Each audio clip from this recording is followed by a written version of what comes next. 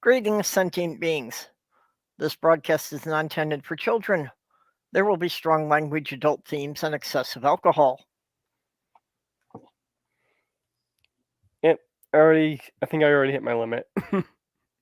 If I drink any more, I'll be completely incoherent. Oh, well. That's just for lack of trying. Well, like I said, I was still finishing my dinner while we were in Bub's stream, so I'm just getting into the alcohol now. I had a whole pizza for dinner, which was nice because I got a free pizza from Domino's. That's with the points I had. Cool. Yeah. I was craving pizza too, and I was having one of those days where I just couldn't seem to feel full.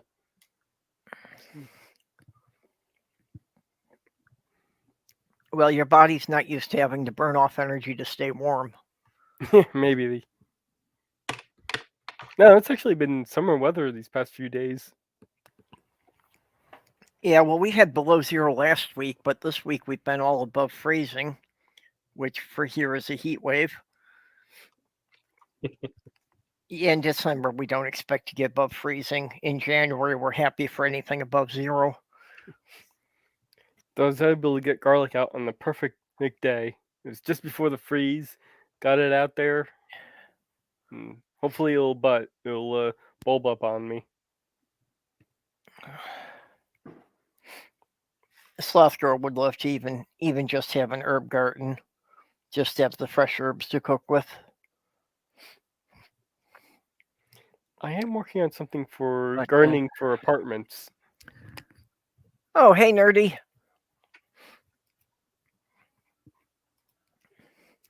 Yeah, well, neither one of us have ever been successful with houseplants, so.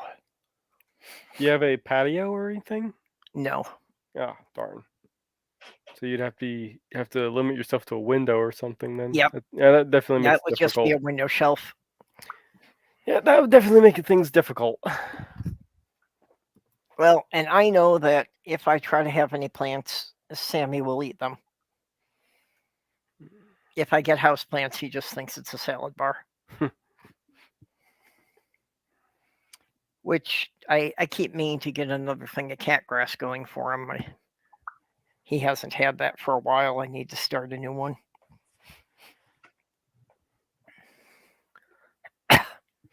I want to get a bigger one.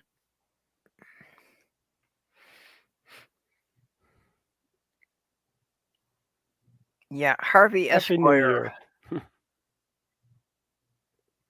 Harvey Esquire. I'm not sure who that is, but yeah, we've still got a little over 10 minutes for the new year where I am here.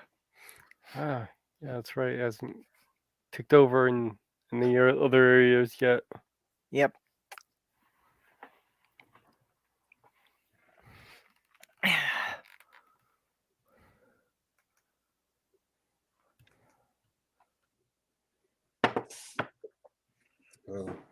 And then even after I'm done, we've got 2 more time zones just to get to California. And then you've got to go 4 out to get to Hawaii before we've actually covered the whole U.S. Actually, I think part of Alaska even sticks out further than that. I don't know. Time zones confuse me.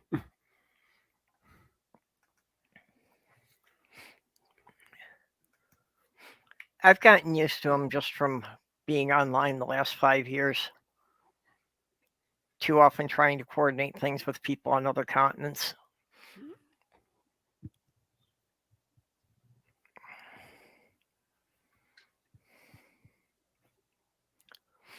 Well, a bit of community gossip. Did you hear about that one bitch, Cassandra? No. I got nothing. I don't know any Cassandras. Sorry. Nah, actually, since this was only in one of the Twitter groups, I probably shouldn't say it publicly yet.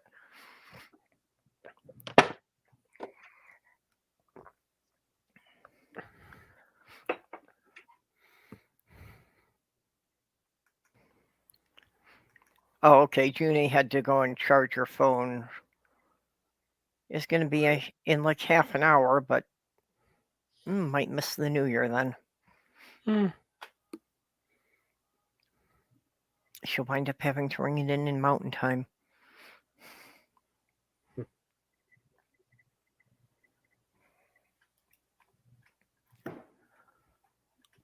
Oh, I got Dead air. ATV. We got TV tube now. Hello.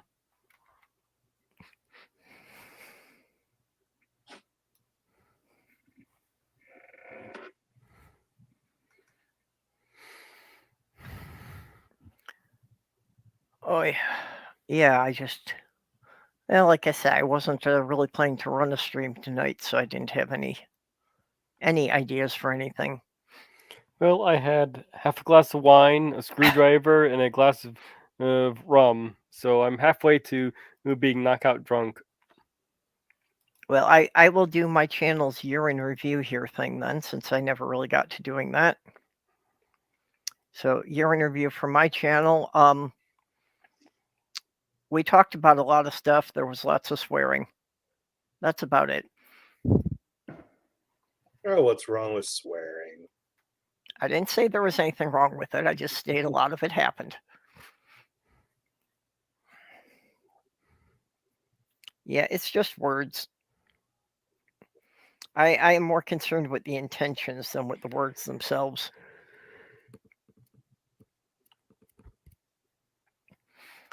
Some people can tell you to fuck off in incredibly polite ways. Fair. I've always liked that with the proper British accent. Where good day to you, sir, could mean anything from nice weather we're having to fuck off and die. It all depends on the infliction. Egress and self-fornicate.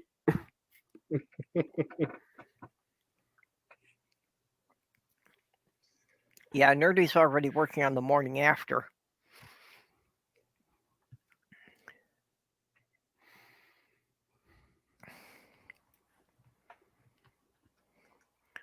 Oh, no. And now he's telling us to do math. Oh, fuck that. I am definitely not in any kind of condition to do math. No. Hard pass. Okay, yes, this is an important point, TVTube. Stay hydrated. Most of the problems you have with a hangover are actually effects of being dehydrated. Yep, I usually have a glass of water with drinking. Yeah, well, that's why I finished off 2 bottles of the iced tea before I started on the alcohol, so should keep me from getting seriously dehydrated. So I've never been hungover. Well, I've been dehydrated from it, but not hungover. You're saying? Yeah, well, I have a couple of times, and one of the things I found out is that I can't drink rum because I'm allergic to sugarcane. And I did not make that connection all the time. That it's having daiquiris was a sure way to get a hangover. The closest I've gotten to being hungover was when I drank some bad sherry. And I only had like a few sips.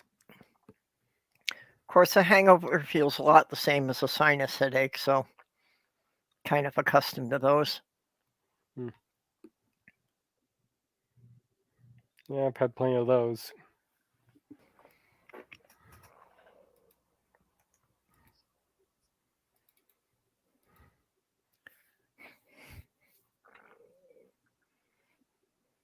Of course, if you wound up feeling like you have a hangover and don't remember drinking anything, then you probably caught Nornos doing something rather uncat-like.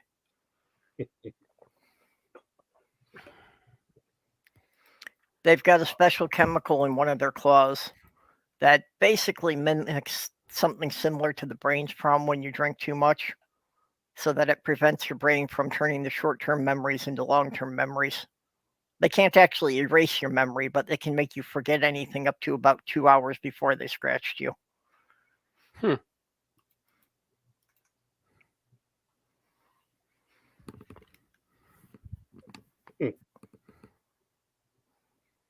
Well, they got to keep the cover somehow.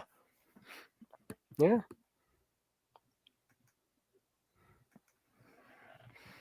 See, they go around dressed as cats so they can observe us and nobody pays any attention to them.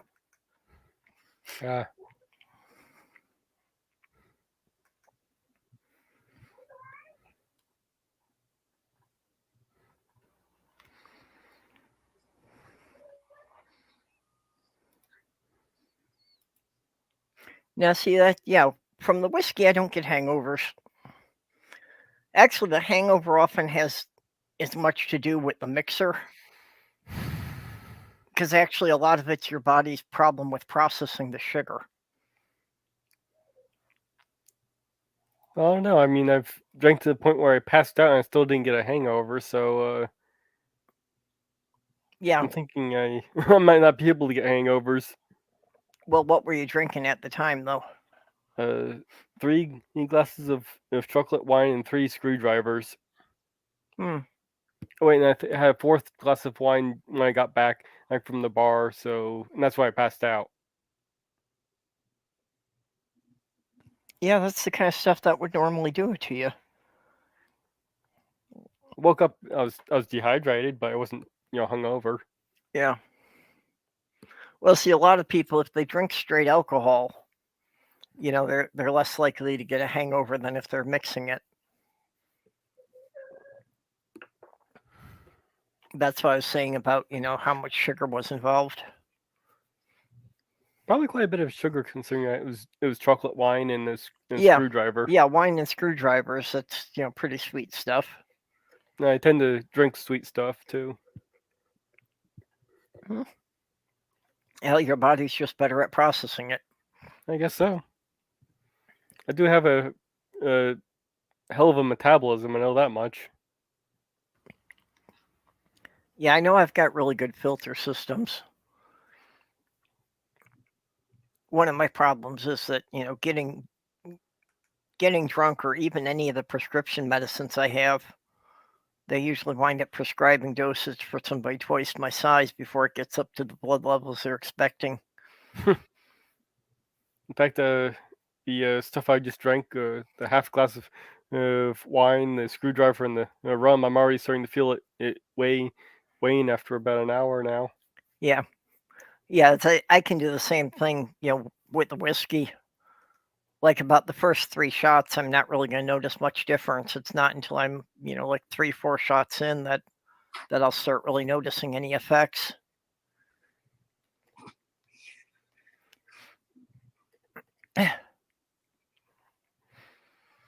Oh, and now I have a kitty on my leg again. Is that such a bad thing? Nope, that's where he belongs.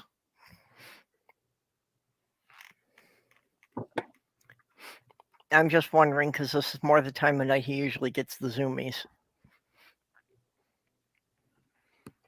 I've been walking a dog for the past week. Uh-huh. It's my uncle's dog. I'll be doing it till the 3rd.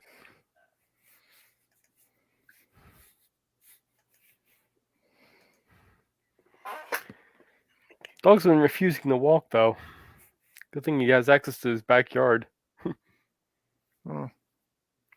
Yeah, he might not feeling as secure since he doesn't know you as well. Yeah, I've walked him before.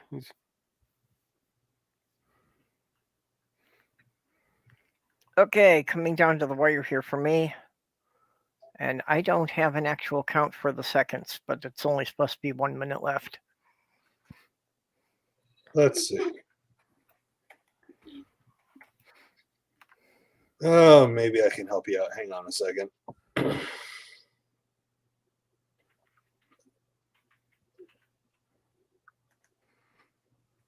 30 seconds.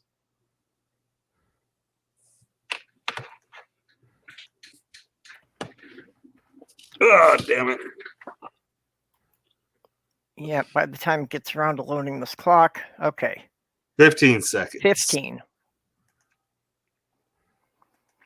10, 10, 9, 9, 8, 8, 7, 7, 6, 6, 5, 5, 4, 4, 3, 3, 2, 2, 1. 1. Time. Happy New Year. Happy New Year. Again, For what for me. what time zone is this? U.S. Central Time, Chicago. Central. Okay. Happy New Year Central Time. Yep. I had mine an hour ago. I gave my fiance a kiss. I'm all good. Yep, Chicago and all points north and south.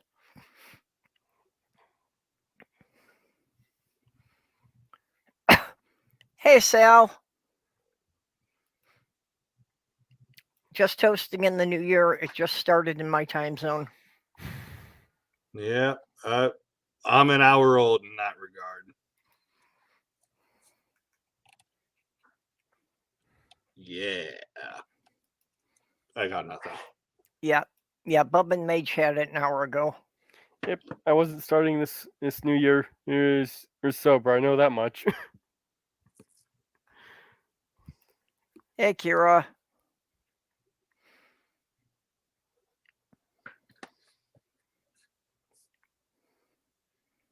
Yeah, but see, this is the advantage that I get to watch and I get to decide, if it's really worth it.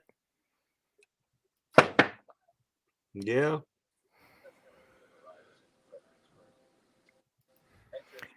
Actually, that was what I did on Y2K. Hello, Jenny. Hey, Jenny. Hey. With all the Y2K panic, I just watched the New Year's in London and figured at least that would give me 6 hours warning.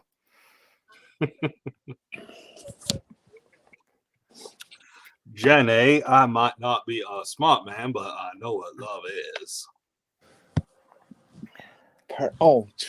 Forrest. I think your date may be about 14 years off. No, you live in what year you want to live in. I'll live in what year I want to live in. Okay. Okay. Well, you got here just a minute too late to toast in the new year with us. I hope you're having a decent one. Oh yeah, it's just the best ever. Every New Year is just the most special day of every year. Oh yeah. It's amateur night, which is a good reason to stay home. Yep. Well, actually, I think you're all behind anyway, because that's what the winter solstice is really about. That's when the year ends, is on the longest night of the year. That would make more sense if they would set things up that way. Well, that's originally what it was. It was just when we, wound up switching over to the Gregorian calendar that it threw it off. Yeah.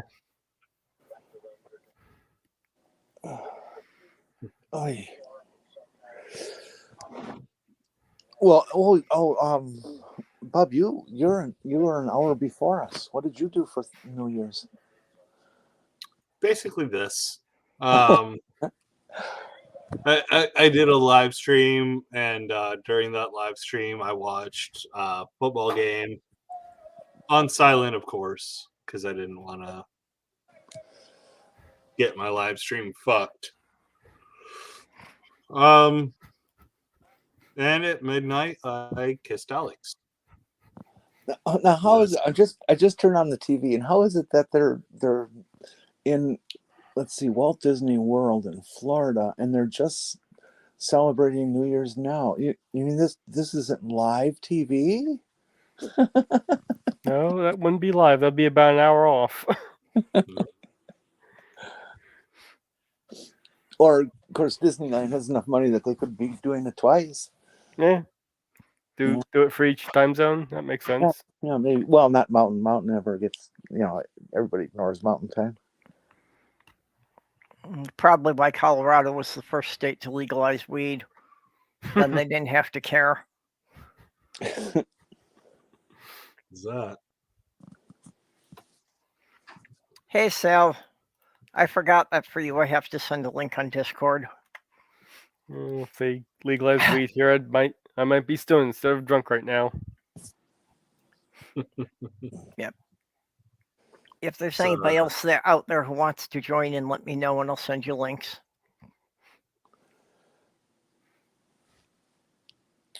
I think everybody should come in. How many folks are out on the chat, anyways? Holy cow! several. I mean, Yeah. Perp's doing better than I did. YouTube says 5 watching. Yeah, we've got a couple of people typing comments in the side chat.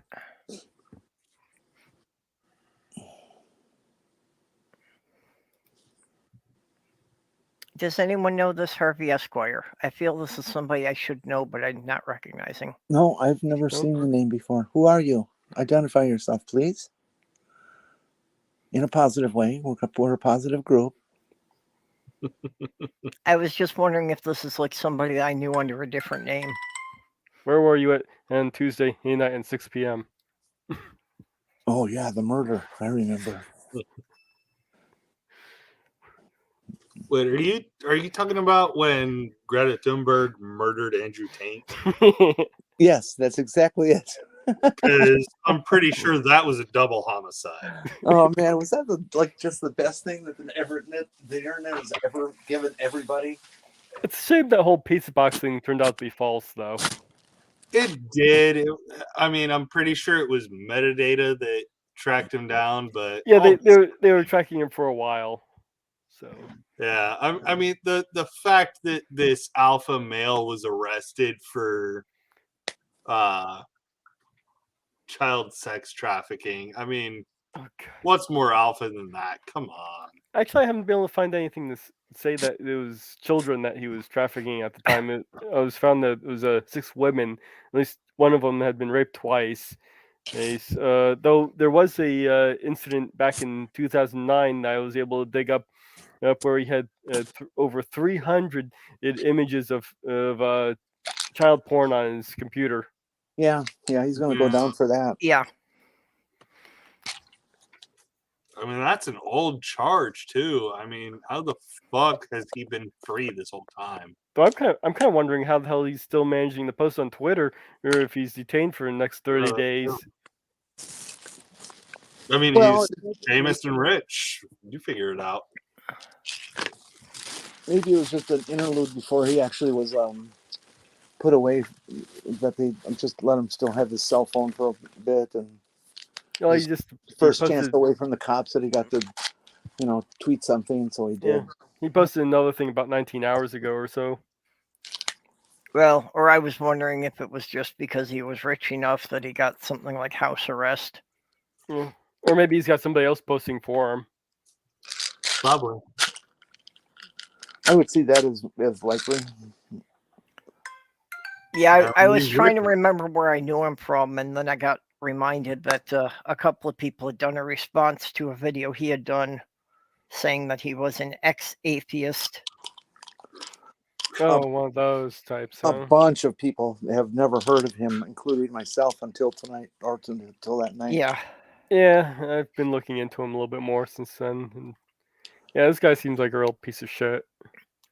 Oh yeah. That's not a stretch.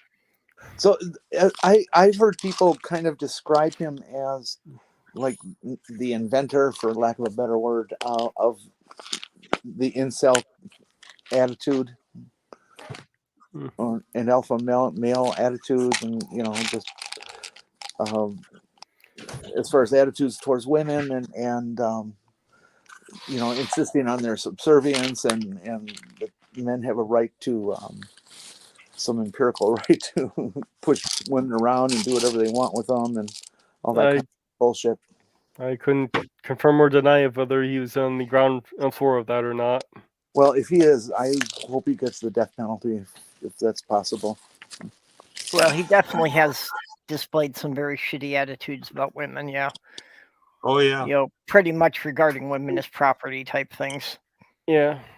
In fact, if I remember correctly, that's how he ended up getting banned from Facebook. Was a post regarding something along those lines. Yep. See, one of the things I remember over the last couple of days is when this most recent feud with Greta Thunberg started. Someone made a post saying that Andrew Tate and Greta Thunberg should stop flirting and just fuck already.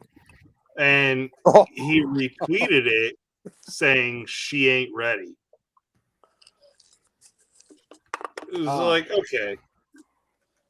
First of all, Mr. Alpha Male Man, if you have to say you're alpha male, I mean, the actual first of all, alpha male doesn't exist. It's not a real thing. Yeah. Second of all, if you have to say you're alpha, you're not.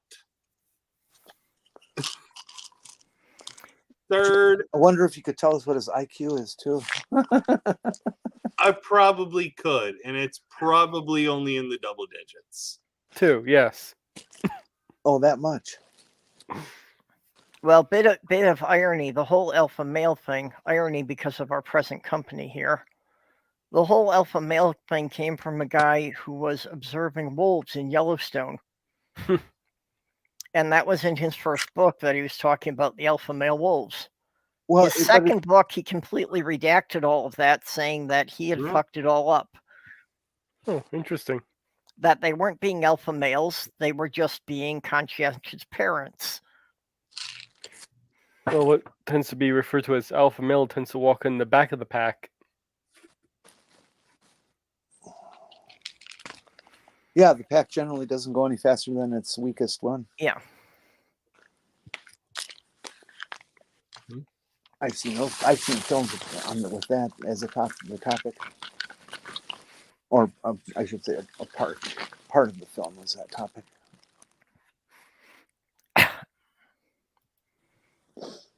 Hey, Native. Yeah, Jenny and I are Central Time. Yeah, you're the weirdos. No, This is California. This is the correct time zone. That's why it's called Central. Okay, Okay. what about Zulu, which is the globally recognized one in England? That's just some Yeah. Greek crap. Hey, Jana. That's military bullshit. That has no bearing on real life. Hey. And yet the vast majority of the world operates on a 24-hour clock. What say you to this? I'd rather not count that high. I don't really care to expend that mental energy. Hey, Central Time is the time that the world works on. Because Central Time is what Chicago is in, and O'Hare is the world's busiest airport. But Denver Airport is the one that the Illuminati works out of. So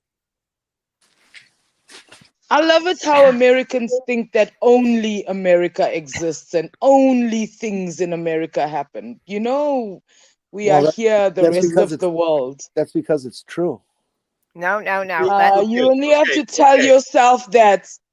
so that's not Just remember, true. If it wasn't for America, Africa wouldn't exist. Okay. Oh my goodness! Yes, Africa is a country, guys. I know Hey, it's not. that's not true. It's not that just America exists. I know Canada is still there.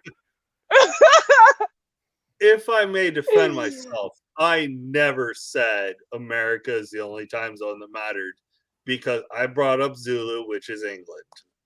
No, my point basically is when people are talking about things, I heard we were talking about this earlier on because for me it's like almost 8:15 in the morning. So some of you guys are only entering the new year now. And like Mipet in Australia I think she's already at like 3:45 in the afternoon, something like that. You know, so you guys, we arranged it that way because it's the same wisdom of like when an army squad is patrolling. You always put somebody out on point to be there to absorb the first shots if there's something bad going to happen. I just knew you were going to say something like that. Maybe we should Yeah, go with and then yous can survive. Yeah, exactly. maybe we should go with Greenwich Mean Time, seeing as that's at 0 degrees latitude, 0 degrees longitude. Oh well, why do we assume that? Why don't we assume that American Samoa is where it all begins? Because it is. The date begins there. Not Well, that's what I would think. That you start at the international date line. That could work too. It's international, so more than one country has agreed to that. Ace gets. Yeah, it seems like we've all just fallen in line. Imagine if everybody decided to just do their own thing. It will be pandemonium. well, the coordination it of time. would be pandemonium, but it might be I just farted. So I mean, in South Africa, I can say I'm coming now, or I'm coming just now, and I could mean like in 2 hours or something, or say I'll be there now, and that's like in a couple of hours. We have something we call African time. It's, if you don't understand like punctuality, people will always be late. Now, see, I had the same thing. In the pagan community, we had what they call pagan standard time, which was, you expect everybody to show up 20 to 30 minutes late.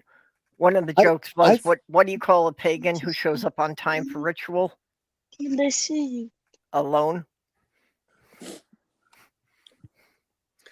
you see, oh my God. So what I'm thinking, the particular standard of time I'm thinking of is admittedly racist. It's N-word time, which is late. Generally speaking. I have heard that 1 hour late thing against black people, against Native Americans. Now I hear it on Africa. I wasn't aware of that. And I've heard about pagans here, and I've heard it about many, many different groups. It's like this standardized so-called joke that really is nothing but racist. Yeah. Yeah. The thing is, if you haven't instilled it in yourself, you're not gonna make it. Yeah. Like, hey, look, I don't think I've ever been late for anything. The whole continent of Australia is here. Oh shit. Why does Mom not? Well, no, because Navardia and Natja are not here. Yep. So. Well, they're on that same coast. We need Jen here. She's on the west coast. Or is that Jen? What? Yeah. Polymathic Jen. She's in Perth. Or near Perth. The smart Jen, not me. You're smart.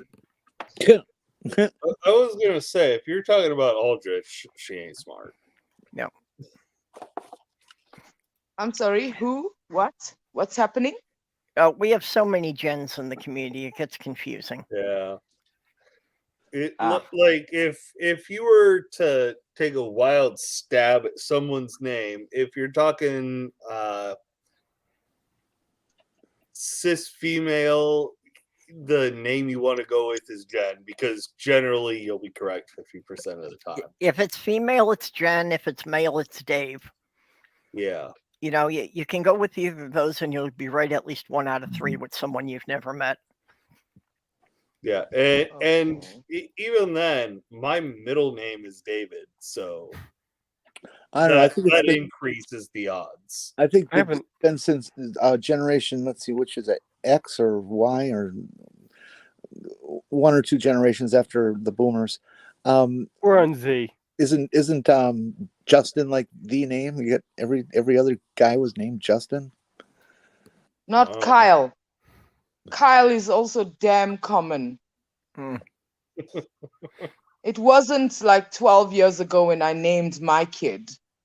And now I hear it almost every day. It's the weirdest thing, damn it. I've always thought that parents, they name their kid when the kid's born. That I've always thought that maybe 5 and 10 years later they should have an open. No, I don't want to say it that way. Have permission. give the have kid an permission by law to opportunity. to have. See, now you stepped on me here. To Sorry. have a opportunity to change the kid's name, and that the kid gets to change their name. I always thought that was something we should do with teenagers, that we should have a ceremony where they announce the name they want to be known as for their adult life. I Interesting gave idea. that opportunity to my kid because her second name is Promise, given to her by her biological father, which So maybe obviously he never kept the promise, the dumbass. So maybe I gave her an opportunity to change it, and she can legally do it when she's 18. There, which see, is look at what the Angie end just of said. this year. What Angie just said. She's proving that there's at least four genders. Bare minimum. yeah. There you go. I don't know You got about that. Male, female. I mean, Nice. male, female, Z-male, he-male. Let's not get into those. Admittedly, I'm making those up. D-male, but, female, gender Hermaphrodite? is a C-male. social construct. Be careful there, because she-male can get you in trouble. And Okay, who? I'm not you gonna say that. serious trouble, actually. Yes. And who is It's a Dungeon good Queen? thing I didn't say that one then. I'm sorry, guys. I'm so out of the conversation of I thought it was- of these things. It's very hard to determine. Yeah, You know, probably in shouldn't my be trying to think country, right now. nobody's really even talking about this stuff. It's Like, I've simple. got It's simple. There's sugar and spice and everything nice, and there's snakes and snails and puppy dog tails. That's it. That's all you need to know. Sugar and What spice about can be wonderful. what I like it. We're made of. I've never known what a There's snip chemical is. effects. Am I not the only one who watched Powder Puff Girls as a kid? I Never watched it heard sort of of. Well, I watched watched it, but it I a wasn't a little bit. kid. I'm afraid. And I I'm wasn't afraid that really was one of paying those attention. things that we shook our heads and said, "Children, look what they're watching nowadays. This crap. It's not good." I'm like so Papa." terrible and uncultured, guys. The stuff they are watching nowadays is crap, for the most part. Hey, Junie. Hey, Hey, Jenny. everyone. Happy Hello. New Year. Hi, guys. Junie Woony. Yeah, native atheist, you basically won't see that used outside of porn. Yeah, that's the only place to see it used, and even then, like, I get the feeling that most of the actors or actresses, actress X, would be offended at the use of the term, but because of the money that's involved in using the term professionally, they probably just kind of go along with it. Well, it's basically only used by people who are fetishizing trans. Yeah. Yeah, my partner asked me the same question yesterday. Is like, hey, like, is it offensive to call people like females? Yeah, I'm like, unless they specify like that it's okay, then no. No, I wouldn't even call somebody that if they said that I should call them that. I will not. It's that disgusting to me. Mm. I'd rather call them Bob, or Bobby, whichever. Okay, Yeah, well, and I didn't have an find it hard emotional to- connection to it, so I could see maybe like in context of a kink party would be about the only place I could see it being used. Like Bob said, porn. One of the odd things about all of this, about all of the discussion is, to me, I don't have a problem with my gender. It's something that to me, it's as intrinsic to who I am as it would be to anybody I know. Like, I know very few cis people who have any question as to what their gender is. Very few. Yeah. And so to me, it's just a natural part of who I am. That it's not common and is different. That's not a problem for me, but it's always been a problem for other people, and that's the thing that I find weird. It's like, can you just not? You know, that's been the situation with so many things in my life that I've been perfectly comfortable with them, but the people around me freak out when I talk about it. So that's my take on the whole thing. That's because they probably just don't want to understand. People freaking out about this stuff is just beyond me. It's like, why do you even fucking care? If you don't, if you're not interacting with me on a daily basis. If you're not in that bed or whatever, just leave it. It's not it doesn't have anything to do with you or whatever. Why are you involving yourself in somebody else's private affairs? I think that it's always existed. It's only now that we are recognizing it and trying to. Well, anybody's gender or sexual orientation is completely irrelevant unless you're playing to date them.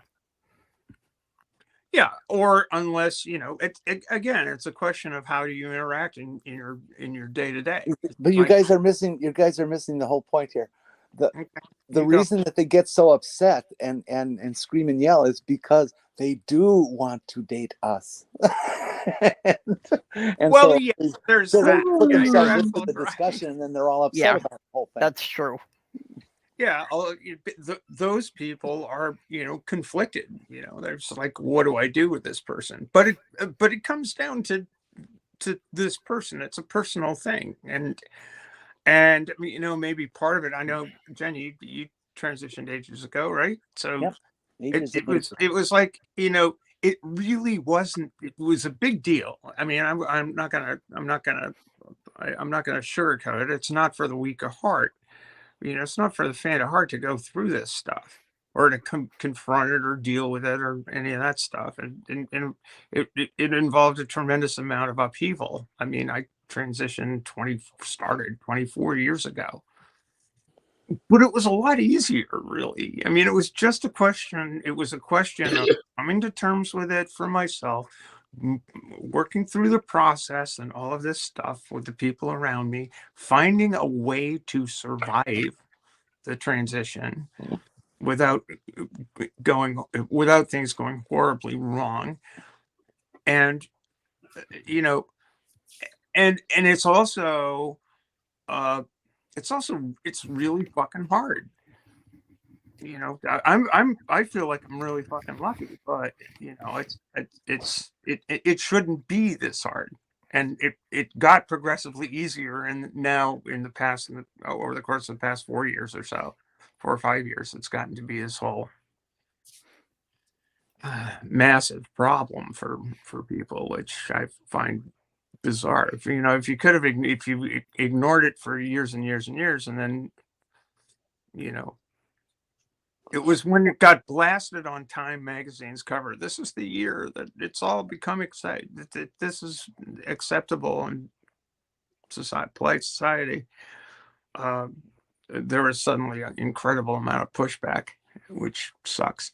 Well, it was the perfect time for it to happen because of the amount of anti-intellectualism that the world has begun to celebrate, and that ignorance is king, and stupid is what we all want to be, and follow like sheep. Don't be creative. Don't open your mind. Don't progress. It was the perfect time for it to happen. It was. When I transitioned, it was tough socially because nobody knew what a trans person was. Okay. Right. And so that meant you had to explain your very existence to everybody, because they just couldn't deal with you because they had no clue, not because it was hostile, but they had complete ignorance. Right. And as a result of that, there were many, many more people who were quick to flip, let's say. Today, now the hard part about it then was the technical part, behind the scenes with the doctors and all the shit.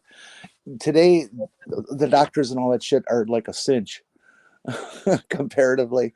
Yeah. Compared to what it was and then, yes. and it's a social thing that can get you killed, but in a different way, because there's so many people now that are accepting, that are allies. I would have given anything to have somebody be an ally back then. There just wasn't any. Well, this is interesting. I was just listening to a little bit of this guy's live stream from the person I was having back and forth with on Twitter, and he was saying, if you feel like you're a female, you don't know, because you don't know what feeling like a female means. Yeah, well, just tell them they don't know what it's like to feel like a transgender person. So Yeah. fuck them. Well, yeah, Jenny, I appreciate what you're saying, because even, the whole LGBT community really only started being public in the 80s. Well, that's not entirely true. No, it was starting that's not- earlier than that. That's not. It was starting, but they weren't really being mentioned in the media. Well, it had to start. It had to start before it could get to there. Sorry. Yeah, You're not gonna take those 10, 15 years away from me. We started way back early. And you need to remember that when were the Compton cafeteria riots, or when? 1960. 68. No. I'm sorry. Which riots? Compton. Oh, Compton. Yeah, that was 67. 66-ish, I think. And that was a big fucking deal. I mean, I don't know if you're familiar with that episode, but it was basically this. Compton cafeteria was a late night place where in San Francisco, where everybody went. People, drag queens or trans people would congregate, because as it's still the case today, a lot of people are involved in sex work, and people would still, it was a place that was open late at night and all of this stuff, and it was illegal to cross-dressing was illegal, but it was kind of allowed to go on. It was kind of like the safe space, right? Kind of unspoken word. And the cops decided that what they were going to do is they were going to bust. They were going to go and do one of their crackdown things, and they all showed up at this place where people were basically just having breakfast, having a cup of coffee after, whatever is going on. A long night of debauchery. And they started cracking heads, and that was the first major thing, and it was a big deal at the time. It was before. It was 2 years. I think it was before. It was 2 years before Stonewall, and it was trans people that were there, and that was what shed the light on the stuff. And Stonewall was like, was Marsha P. Johnson and Sylvia Rivera. The two trans women were right out front in that whole thing. Threw the first brick. So Compton is it's been a thing, and that's the other part of it, is that trans people's activism within the LGBT community,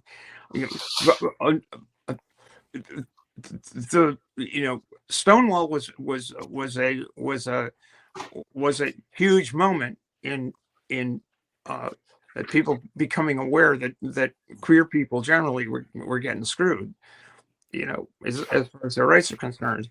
But it was trans people that brought that made that happen. So that's a piece of queer history that people tend to forget. Yeah, the only reason that the gay population got there first, so to speak, was because there's so many more lesbians and gay men than are trans people.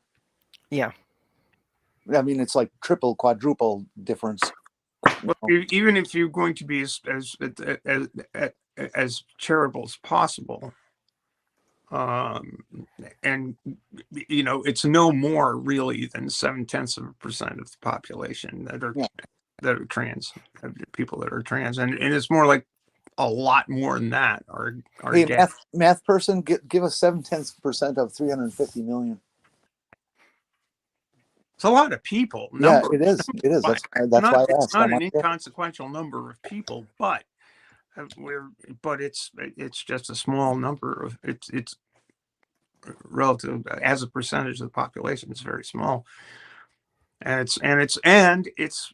it's more challenging. I would say it is more challenging to uh, heteronormative heteronormative. It's more challenging to people to think in terms of something as fundamental as your gender identity, which again is something that I have felt my entire life, and I never thought it was weird, except I was taught it was weird by other people. And it's just the difficulty that we face that gay people don't, gay and lesbian people don't, is they can choose to be stealth, and it's simple, just don't say anything, okay, or be seen, with doing something private. But for us, the whole essence of our existence, our issue is public, is a change in a stick it in put a stick in somebody's eye, Yeah. about what they see and believe, and all that sort of thing. We cannot go stealth, just because we want to. I mean, some people can and do, and I some did of us for a yeah. long time, but you can't assume that you're going to be able to do that if you're trans. It's Well, that's fine. That's why I'm finding it's the big difference now that, being bi or pansexual was not something people knew unless I told them. Yeah, exactly. But people can tell the difference in how I'm looking now. And it's not something that I can really readily hide. First of all, yeah, I don't think I'm really that passable. But, people who have seen me like coming in and out of the building before anyway are going to notice the tattoo on my arm. Going stealth for some of these trans just means not being yourself. Well, the phrase. Well, first of all, back in the Stone Age, it was actually part of the criteria. You kind of had to prove to the gatekeepers that you could pass. It's like what, blah blah blah, in order to get treatment. I mean, it was a part of the qualification. You needed to dress. No. I have to say, from my experience, it was that, but it was not a requirement to pass. It was a requirement to want to pass and to be working towards it. Correct. Okay. Yeah. Better way of putting it. Yeah. Way better way of putting it. Yeah. That was actually part of what kept me from transitioning a couple of decades earlier, was that pressure that, if it didn't seem I could pass, I couldn't do it. The ironic thing for me is I transitioned when I did. It was kind of an internal demand that comes forth in you, that you have to do it now because your mind and body are telling you have to do it now. But that I decided it was okay to do it then, because everything was so much more cool than it was like in the 60s, and boy, was I wrong. There was that, and also the barriers were huge. I mean, it costs a lot of money, among other things, and there's really little support. I mean, there was nothing. My insurance company didn't pay for a dime for for medical transition, not a fucking cent. It was still about 22 minutes from Mountain Time, being New Year's. Hey, yep. I guess not yours out on Pacific Time. My naive self at that time really thought that all I have to do is explain to people what's going on in me, and they'll understand and accept me. And obviously not correct, but I honest to God thought that. Well, when someone's been on disinformation for a long time, it's hard to break that sometimes. Yeah. Well, it was one of the things I learned in becoming an adult, was that very few people were willing to listen long enough to understand anything. That's, I think, a very true statement. Even today, even then, it's always been true. I mean, I had there were some particularly difficult times with family and friends and, stuff to go through. But like you, I felt at the time I didn't have a choice. Mhm. As Yeah. soon as I saw a way through, it was, I've got to do this. Mhm. Well, see, and I just didn't think I'd ever have the opportunity to do it. I thought I was just kind of, I was resigned that I was just going to have to live out my life that way. And the other odd thing about passing is you sort of start passing when you don't care anymore. Although with some of these new kids today, man, it's just amazing. They pass from day one. There's just some stunningly beautiful people that are transitioning. Yeah, I mean, and trans women, not just one or the other. My my avatar on I think my avatar on YouTube is a photo of me at the age of what, 49, 50-ish. I'm trimming a jib on a sailboat, and I'm sitting there, and the time that picture was taken, I thought, I'm not passing at all. But I look at that picture and it's like, holy shit, and this was like 5 years after I started HRT, and 1 year after bottom surgery, and it's like, I defy anybody to look at that photograph and clock me as a guy. It wasn't there, but for my own self, this is what gender dysphoria is like. It's for my own self. At that time, it was like, I'm not passing, but it was, and it literally took me probably another 2 years before I was utterly comfortable. I found it difficult to determine whether you were trans or not, Stephanie, which, coming from me, means quite a lot because I tend to be pretty good at picking this stuff out. Yeah, I was always freaked out when people would say I had no idea. I was freaked out for a long time because I was always sitting there going, because of what I do, it's like because of what I do, because of my style, because of my dress, it's not. I've enjoyed girly bits, but only because it's fun. It's fun to play gender.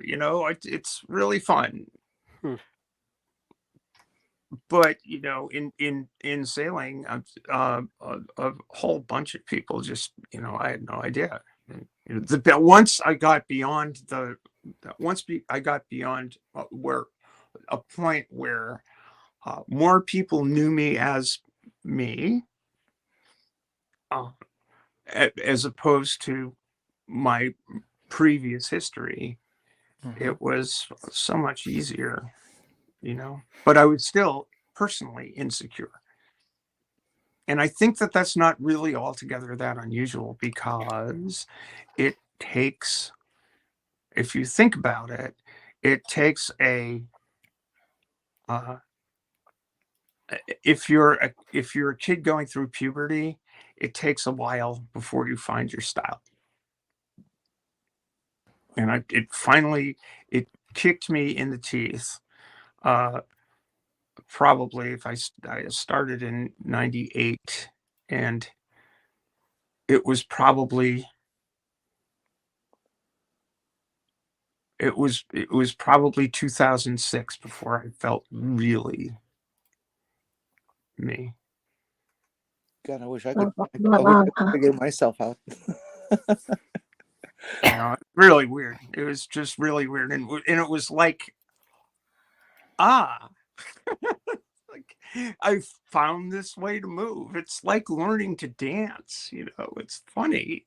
Gender is funny. I am a gritty hippie with zero fucks to give, but that's me. And I'm old hippie too, but I'm still trying to pretend I'm 30 with how I act and dress and everything. Yeah. Although I realize I have horrible legs, so I don't like try mini skirts or anything like that. Well, that wouldn't be, Sloth Girl said leggings are my best friend. That she thinks I'm too old to be wearing short skirts, but I've got good legs. I adore leggings. I think leggings are the coolest thing. I think they're really best thing since sliced bread, especially in the winter up north here. Yep. Yeah, they're the only way you can get away with wearing skirts in the winter up here.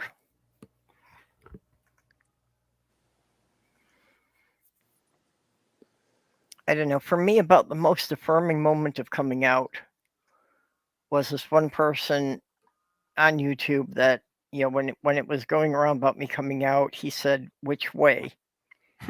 That this was somebody I'd been streaming with monthly for about 2 years who had never figured out what gender I was to begin with. Read the road signs. I just thought that was wonderful. I was like, really? You didn't notice the beard on the avatar? The other thing that I took me a while, again, I'm old, but it took me a while to understand what non-binary was about. It took me a while because it just didn't occur to me. It's like, it took me a bit to wrap my head around the whole how I always felt really uncomfortable around transmedicalists because of the structure that was centered around. It was really, transition was always about it being a medical thing in the medical establishment at the time, in the way people approached you. And again, I was lucky. The therapist I had was incredibly good.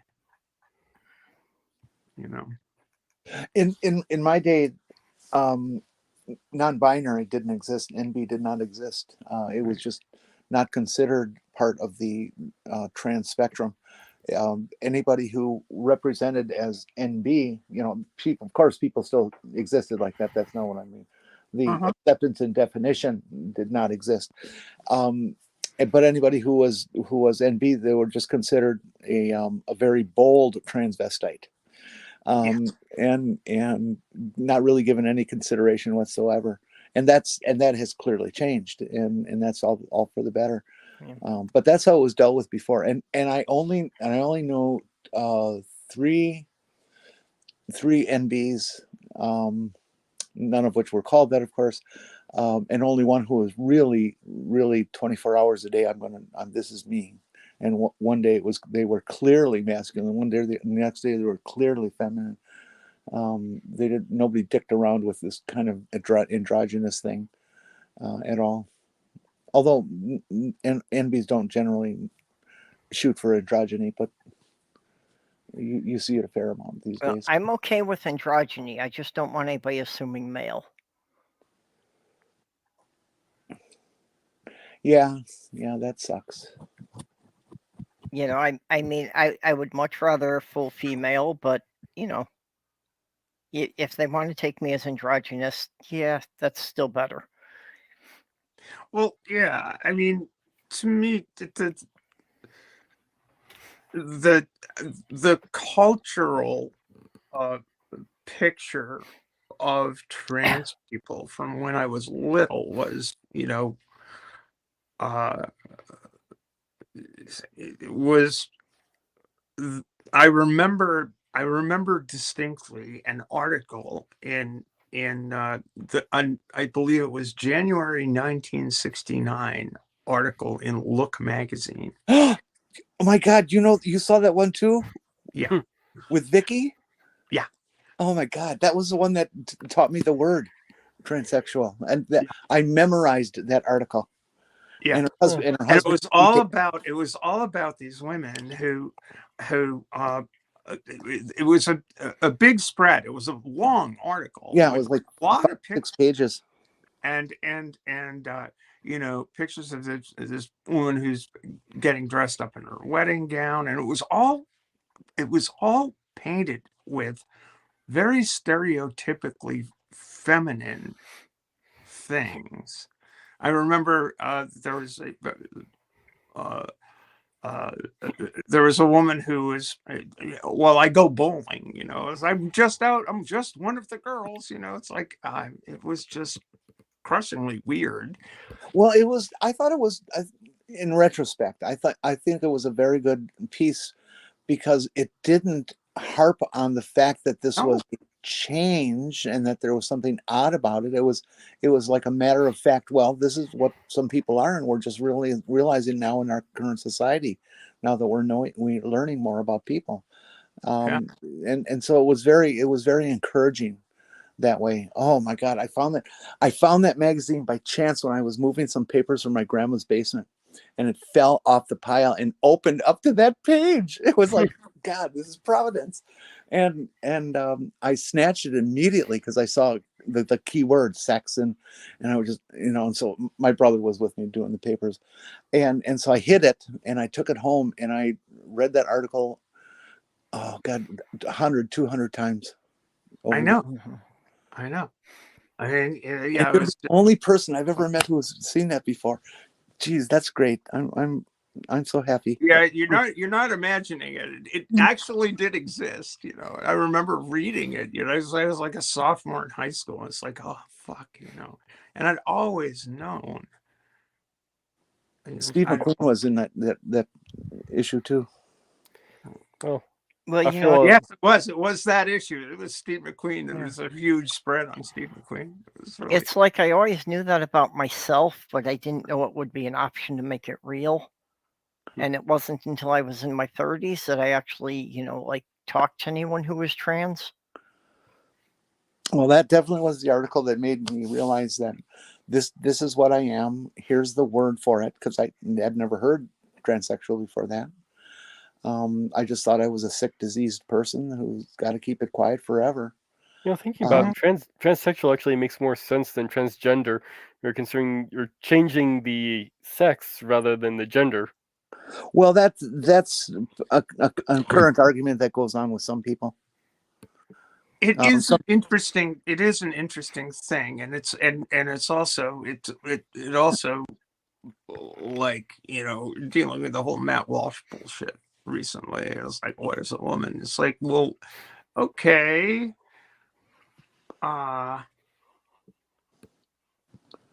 your aunt is 2 years younger than me.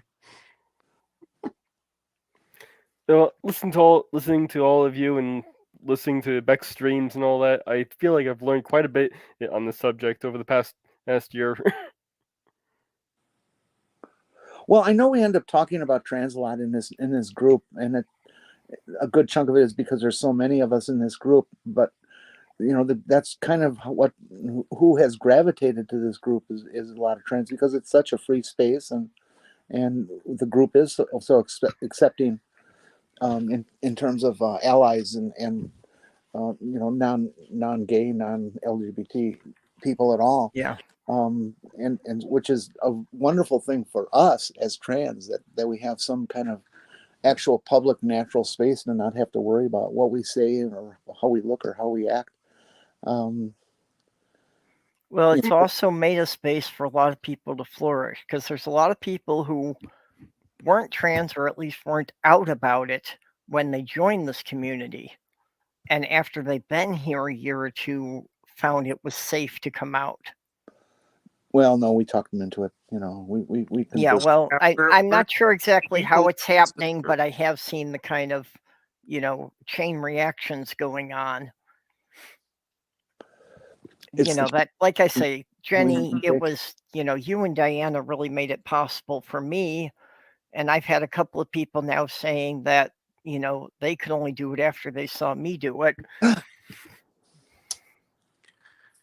Yeah, it works that way. I mean, it's almost like you're being there gives people permission to sort of think about it, at least, but that's fine, you know. But it's certainly not my mission to go around transing people. It's like, what the fuck? It's like, Well, someone being out makes someone else feel more comfortably able to come out.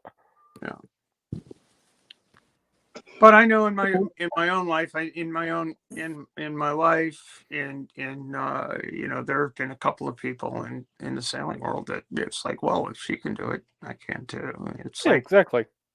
but that's, you know, It still took me, after that article, it still took me 10 plus years, 10 and a half, well, 11 it years took to me come out. longer. Yeah, and Hey, the Clara. difference in that, Stephanie, is I think because I was, you know, the old hippie back then, and you know, hippies of course have their own morality of everything, but I was working in social services, and social services at that time was very steeped in the AIDS crisis, as well as the LGBT community, the LGBT community at large, and so that lifestyle, I hate that word lifestyle, because it's not a style, it's who you are. But anyways, so it was just an environment that seemed You appropriate know, to come out in. if it weren't for the massive fear, I mean, as I said, I was a sophomore in high school, and I knew, I mean, like, it wasn't like I didn't know. I was just terrified of, you know, I knew, but but I can't. There's no way this is going to work. That's understandable. And, you know, so it took a lot longer. And, you know, it took until I was in my mid 40s. Well, could you imagine a kid in high But school? I would have at the drop of a hat. Yeah, but Drop with of a the hat. pressures of society at that time, you know, in high school, at that time, the way kids, you know, are just so vicious at each other. Can you imagine what it would be like for a kid back then to come out? I couldn't see it happening. Well, you know, in junior high, I'm not going to claim that I have an intersex condition or any, but I will say that I had a rather more prominent chest than other boys. And in junior high school, it was really obvious, and I was getting guys would come up to me and grab me by the boobs and twist them on a daily basis in junior high school. For when it started in 7th grade. A purple nurple. And yeah, it was gross. 7th and 8th grade were just horrible. I used to think it was absolutely horrible when the boys would grab this girl's first, you know, she's wearing her first bra, and they're snapping her bra strap in back, and it was just like, God damn, that is just so humiliating. Well, yeah, that was a big trick that junior high school boys would do with junior high school girls, but you know, they would literally assault me. Yeah.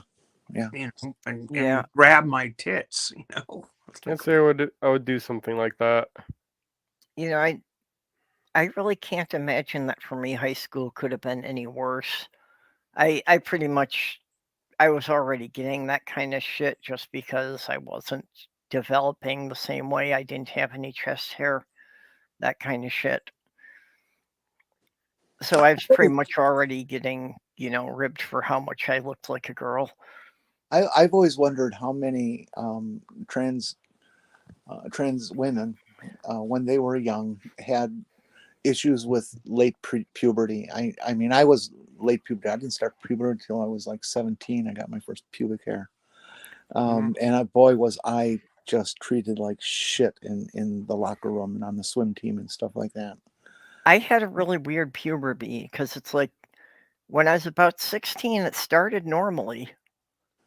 And then it's like it got stuck halfway through and it didn't finish until I was 33. I remember this girl, well, in high school who looked like she never developed past 10 years old. Yeah. Well, like 14, 15, I had the thing of my voice cracking and that. But I didn't start growing facial hair until I was in my early 30s. Yeah, and I remember when my facial hair started to come out, which was well into the 70s. Yeah, and now I can't get rid of this shit. That's my That biggest issue.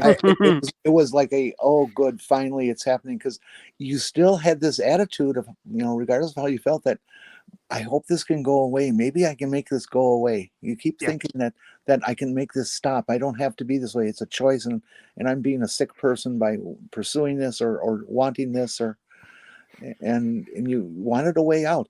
It was like another thing that I shared with a lot of people, and we talked about in group therapy and stuff back then, is how many people were consulting doctors and started to get into the medical end of it. And this is how the medical end of it developed. We're coming to doctors and stuff and saying, find something wrong with me. Okay. I want genetic testing. I want the MMPI. I want to understand why the hell I am the way I am. And so we served as the guinea pigs for everybody today. I bet you now there's not one trans person who has to take the MMPI these days. It's if you don't know what that is, that's the Minneapolis or the Minnesota multiphasic personality index. It's this huge test that takes a couple days to finish of various yes and no multiple choice questions and things like that. But they didn't know what to do with us, so that they did all those kinds of things. I took the MMPI back in the early 90s. That had nothing to do with the trans stuff. That was just when they were trying to diagnose me, because they couldn't figure out what it was I had. They did head films of me and stuff, because they wanted to see if there was lesions and things like this that caused it. And they just didn't know. They never did do genetic testing, but this was also the late 70s, and that just wasn't a thing that I wouldn't have been able to. Well, and that's part of the thing with me, is it's I wound up having just so many overlapping things that it was kind of like they were sorting them out one at a time, and they never got around to the trans stuff. The closest they could get was they could determine what your genotype was. So you could figure out whether what the 46 chromosomes looked like, or so. But that was the thing. And what, going through the whole thing was like going through the whole thing of the history of trans women in sport is rather interesting too, because they used to do physical inspections. Yeah, because of the East German thing in the Olympics of giving men estrogen so they could compete in the women's class. And then I think that set us up for one of the big biases about girls in athletics today is the cultural memory of that stuff in the 60s with the East German people and communist bloc people. I should say. Yeah, the doping stuff, and it's that in and of itself caused a whole bunch of really bad research.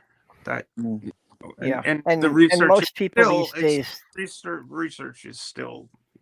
Most people these days don't even know the actual history of that, but it's just kind of persisted as rumors. Yeah. Oh, it was a comedian's joke for years and years. It was, you could always get a laugh with say, oh well, they might have been an East German, and everybody would laugh because everybody knew what that meant. But also, all of that also plays into. It's okay, pal. It plays into just plain misogyny, the way women in sport generally are viewed. It's even in a sport like mine, which is really co-ed. The guys don't like to lose to women. No, they don't. and you know, and that makes it rather complicated. Yeah. Especially if you're in the arena of a male-oriented sport, like in my case, auto racing. Okay. To clarify here, Wolf is the only cis person on the panel. Well, we like Wolf a lot. Oh yeah. No, just Clara was asking if No. Stephanie and Grey Wolf were also trans. Oh, I didn't finish the point I was trying to make with the talking about all the testing and stuff. What we were all shooting for, what we all wanted to achieve, was an excuse, a reason for why we are trans, so that when we are out there transitioning and stuff like that, we could explain to people, well, I have this disorder, that it's not my fault. I'm not making this conscious decision to be a pervert for society, that this is something that happened to me. And they never had that answer. And up until like the 80s and 90s, where they started realizing that, oh, gender is something biological in the brain. Well, yeah, and I got a little bit tweaked out by that, because because if for instance, it was like this is reminding me of like 30 years ago, people looking for the gay gene, it's like, can we do this test? And that freaks me out, because that's like, if you can determine, if there's a test to figure this stuff out, then that leads to the E word, eugenics. Like, no. Didn't they find that it has more to do with epigenetics? They're still harping on that. I have still heard right wingers today say that we got to find a test for this so that we can abort these people. Jeez. Okay. There's that, and then and there's also, I've heard if you had, I've been in conversations with people. It's like, if there was a pill that could make you okay, that would make your dysphoria disappear, would you take it? Would you, if you could take a pill to be cis, would you do it? And it's like, I wouldn't, because I wouldn't be me. That wouldn't be me. Well, a pill to make my dysphoria disappear would give me a female body. That's you got to draw that out differently. That the pill, the magic pill argument that people use, is it making you from this male creature that has feminine dysphoria, or is it making you a cis woman? Okay. Yeah. If I could have pushed a button back then, hell, if I could push it today, that would make me a genetic female. I would push it in a second. Mm-hmm. Okay. Yeah, I'm proud of who I am and all that kind of stuff, but what I really would like to have and be is the genetics, baby. Yeah, I think the implication of the pill, though, was that if you would be male and it would somehow fix your brain, that you would be okay being male. Yeah, that's probably what they mean. Yeah, no, that I would never. It's like, if you could take it. Yeah. What's that, Junie? Or was that Raptor? That was Raptor. Yeah, I would also. Got a new person who's Gurmania. Who's Gur? You don't know Gur? Oh, no. I know Gurmania. I've been over on his channel. I was just saying that no, I wouldn't want to be a man. I wouldn't want it to be like, but I would be fine. Like, if I could remove the dysphoria, didn't need to take estrogen, blah blah blah. Like, yeah, that's fine. And like, look, I would like to pass. Like, I don't think that it should be super important. But I just want to be a woman. I don't want to be a trans woman. I don't want to be a cis woman. I just want to be a woman. Exactly. Yeah. If I could take a pill that just left me as I am, as a trans woman, but made all the horrible feelings that you have when you're in a dysphoric period, and make all that go away, I would love that. I hate going along during the day having a fine old time, and then all of a sudden you get hit with your dysphoria, and it can sometimes last for a minute, sometimes a month, and Mhm. and you know, if I could make that go away, that would be a great pill to take. Yeah, well, I also realized I had really buried my dysphoria in some interesting ways that didn't come out until I was specifically talking to a therapist about being trans. Like any place I live, I've never put up a mirror. There's always been the one over the bathroom sink, and I've always disabled that light fixture. Mm. Yeah, I don't have any mirrors in my place. Yeah, so I have just never wanted to look at my own face. Have you considered the fact that have you considered the possibility that you might be a vampire? Well, that That too, too. because that No, would werewolf. also go along with not going out in the sunlight for the last 50 years. I'd be a werewolf. Werewolves can kill vampires. It's, Okay. Well, I know, Mage, you'd definitely be a werewolf. Not necessarily. Oh, okay. Well, What? okay. You disappoint me. Yeah, I mean, Well, the Grey come Wolf. on. The Grey Wolf name actually doesn't come from that. It actually comes from a cartoon character, who a friend of mine thought was tragic, and he gave it to me after my girlfriend in high school died. Yeah. You know what the best thing is about New Year's? Party dresses. They're just so gorgeous. Yeah. You know, that was one of the things why I was bummed that I wasn't able to get down to St. Louis for the party they're having down there. Is it would have been the first excuse I would have had to wear a totally impractical dancing dress.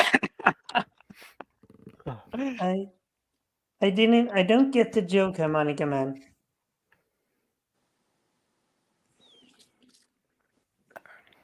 Harmonica Band's got a joke. Let's see here. He said, if everyone was cis, I wouldn't hear lesbians telling me the best jokes. Well, I understand that. Lesbians got mouths that come off straight off of truckers and stuff. You know, there's something very free, and I know that I really upset my family with it a lot, and I have to really dial back when I'm around my grandnieces. But my family is very hung up about sex, very, very, very hung up about sex. It's just not something that's ever talked about or joked about unless I'm there. Wait, what? I see shit that I know they're just cringing over. It's completely normal, like we would talk here, but that's way too far for most street people.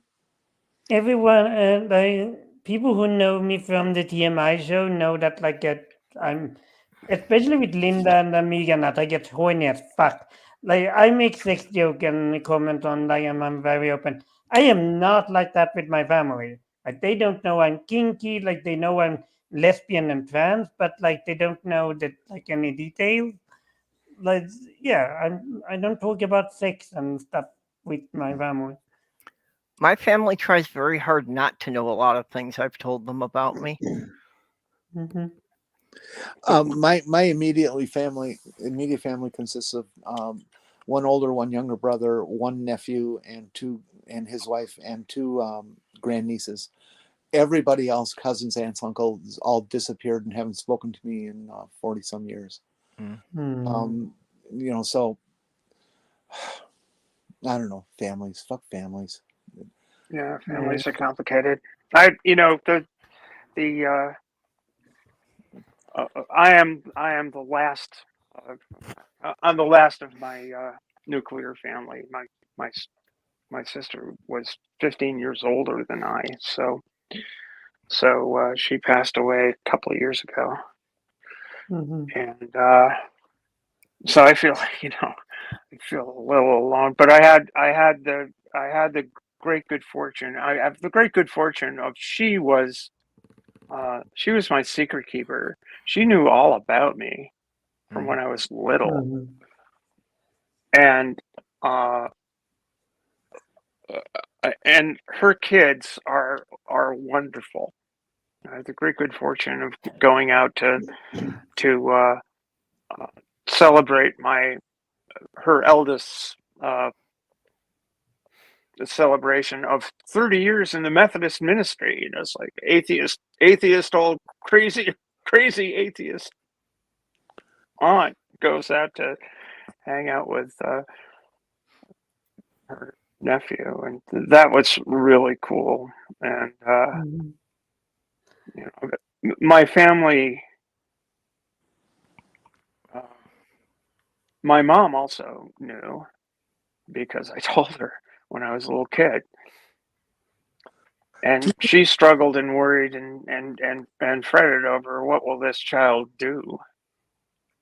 TV But Tube she had is LGBT GT. TV Tube. Are you LGBTQ?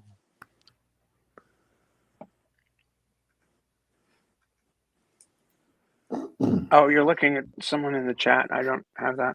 They're Yeah. queer.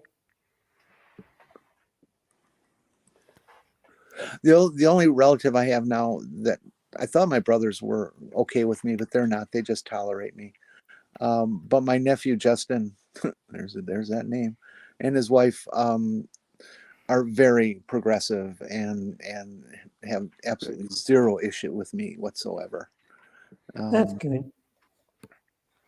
Except just don't want me to talk about sex in front of their daughters. Well, okay, fine, that's Seems reasonable. Yeah. but she's about to enter high school. I think she can like handle a word or two about sex, because I bet you she talks about that a lot with her friends. I'll bet she does. Yep. No, it's okay. You don't need to be sorry. Yep. Cishet people are fine. As long as people aren't closed-minded, everybody's welcome here. Mm-hmm. Yeah, everybody's fine. There shouldn't be, it's like these conversations don't need to be exclusive. They should be inclusive. Well, yeah, we by all don't want means. them to be exclusive because, we want people to know that, this is normal. Mm-hmm. Oh, and looping back to something from earlier, you were asking about the math.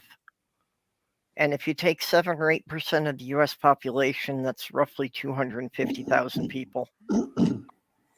No way. It's got to be much more than that. Somebody's math is broken. Yeah, that's not right. It's in the millions. Yeah. Yeah. Well, it sure doesn't feel like the millions when you step outside and you feel like you're the What only are one. there, 375 million people in the U.S.? Yeah. Okay. Isn't it close to 330 So at least? 10% of that would be 375,000. Right. And not 10% of that would be 37,000. And it's and the numbers are really, we'll know a lot more after the U.S. Trans Survey. This most recent one is done. We'll find out. Interestingly enough, of the current number of people who apparently identify as trans in the world, it seem to equal out to about the same number that we see in Marvel comics as to referring to mutants. Before they genocided them about a half dozen times, but TV, that's a very interesting point you bring up that way, because religion is one of the other hot topics that people are absolutely frightened of and can't possibly talk about in front of strangers and things like that. Oh yeah, I remember when I was trying to come up tell my uncle I was an atheist. I was quite nervous. So yeah, I can see. I think the dynamics between us and religious or atheist people are very, very similar. Yeah, now see, that's one of the things. As I grew up as a religious minority, that we were Catholic in a village that was 85% Jewish. So the most brooded about firm figure has been 0.2% of the population, which would be 750,000 people. Really? But that I doubt that. I think that maybe like 0.7% is probably more accurate, because. But I don't know. It's like there isn't enough data. There isn't enough research. There just isn't. I wish I wasn't so bad at math. What is the formula for figuring out what percentage of something is this? Okay. 0.2% is 0.002. Yeah, that I know, but I can't do the math, Stephanie. You don't So you understand. take 375,000, no, 375 million, dun, dun, dun, dun, dun, times 0.007 equals 2,625,000. Okay, that's easy. You take the fuck. Yeah, if you can figure it out as a decimal, then you just multiply. Yeah. Okay, yeah, multiplication is what you do. See, I 75. never remember that. I'm dyscalculic, and math and I just do not get along. Yeah, Soft Girl has that too. You know, she's always so If it's- proud when she can get the math right. She always runs I a was half I a was so to check fucking it. proud. I was so fucking proud when I learned the Pythagorean theorem and actually remembered it. And then even better when I realized that 345. 345 works. It works every time. I'm terrible at maths. I just know I just learned the concept and try to follow through the steps. I can do math in my head. I can't do it on paper. If I try to do it on paper, my dyslexia gets in the way and I fuck it all up. I've had trouble with that before. So there's roughly 208 200. Stephanie's using a calculator. Oh, you Of have to learn. course. You have to learn this stuff. Well, you're going to have a calculator Yeah, of in your pocket all course. the time. Yeah, I do. So there's 2,800,000 trans people in America, approximately. If you take it at 0.7%, if it's 0.2%, there's a whole lot less. But I've never heard who 2. knows? I've heard 0.5%, never 2. Yeah. At current estimates, at current numbers, I would estimate around at least 50 million in worldwide. Mm-hmm. Though I imagine it's probably higher than that, considering I'm working off of the 0.6% So we could population in U.S. we could discuss Los Angeles County. So let's do that. Yeah. Well, I've been saying that we should, buy some land in Minnesota and establish our own town. Mm-hmm. Then we can elect all our own people to the city council and everything and just run everything ourselves. I've decided that if I ever win the big lotto, I'm going to buy this town and make that happen. Like I said, in Marvel Comics, mutants in populations was about the same number, so you can create your own nation. Yeah, well, I just wanted to buy enough space in Minnesota to kind of, just set up a safe space for all the people who need to escape Republican states to come to. I feel pretty secure in the great state of Maine right now. I feel that Minnesota, even if the other states start passing this draconian stuff, Minnesota at minimum is going to give us an extra 5 to 10 years before it can really take over here. And I really don't think it will. I think there'll be enough pushback that it's not going to happen here. I don't think it will either, because I don't think I'm enough of a old hippie to think that this will turn around. People will see that it's ridiculous.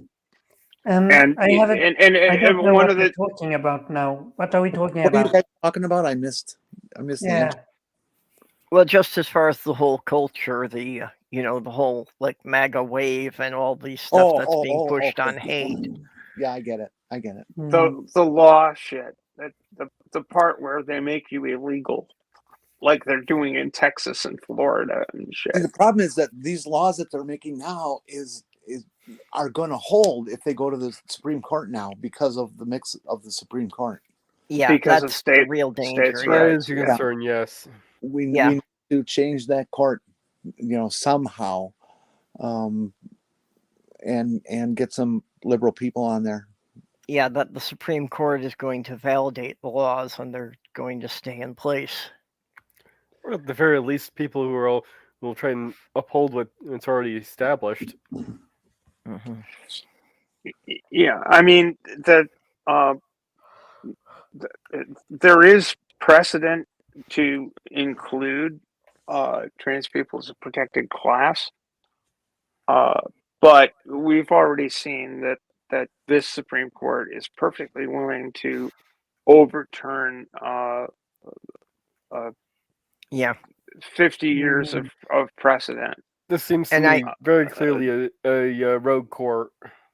And I think that's really why we're starting to see significant pushback now. I think the Republicans miscalculated, with the whole thing of overturning Roe versus Wade. They thought that was going to solidify their power, and I think that's really the thing that's caused a lot of people to take notice that, no, we don't want people doing this. And to be honest, that's part of the reason to be active. It's like, for trans people who can do it. Hey, Beck. Hi, Beck. Happy New Year. For people who are who feel like they have the spoons to do this, screaming out to the general population that, hey, look, you see this law over here that's basically saying I'm subhuman in some particular way and want to take away my right to medical care and all this other stuff, and want to interfere in families processing through their children's health care and all this other stuff. You're next. Because they ain't do it to us, they can do it to you. Yeah, it's I not like definitely they're do gonna not stop have the here. spoons. Oh, sorry, Raptor, go. Yeah, it's not like they're gonna stop here. Like, they're gonna continue. I didn't say anything because I was trans. When it came to me, there was no one else to say anything. Yeah, that thing. Yeah, I definitely don't have the spoons for this, but I don't feel there's any choice. I don't really. I kind of do, because I'm just, I was one of those kids that was marching against the Vietnam War and shit. So it's like, and my sister, was an activist in the civil rights movement. My brother was as well. So it's like, it's family tradition. And I don't really care, because I'm 69 years old and I'm going to die. It's like, it's worth dying for. It's the last thing I do, it's like, come on. Gonna get and go out and kicking and screaming or whatever. Yeah, exactly. Go ahead, lock me up. Well, I don't give a fuck. I don't know. I'm getting closer to 60, but I certainly don't think I'm going to be dying anytime soon. So I hope you don't, and I hope I don't. But it's the actual. If I look at the actuarial tables on this thing here, it's like, man. Well, I've got a whole list of medical complaints, but none of them are likely to turn fatal. So I think I'm cursed with outliving everyone I know. I have one medical condition that is definitely fatal. I'm alive. Well, yes, life is sexually transmitted and always fatal. Indeed. And life is a sexually transmitted disease. From the Rock's point of view, anyway. I don't know, I'm going to live forever or die trying.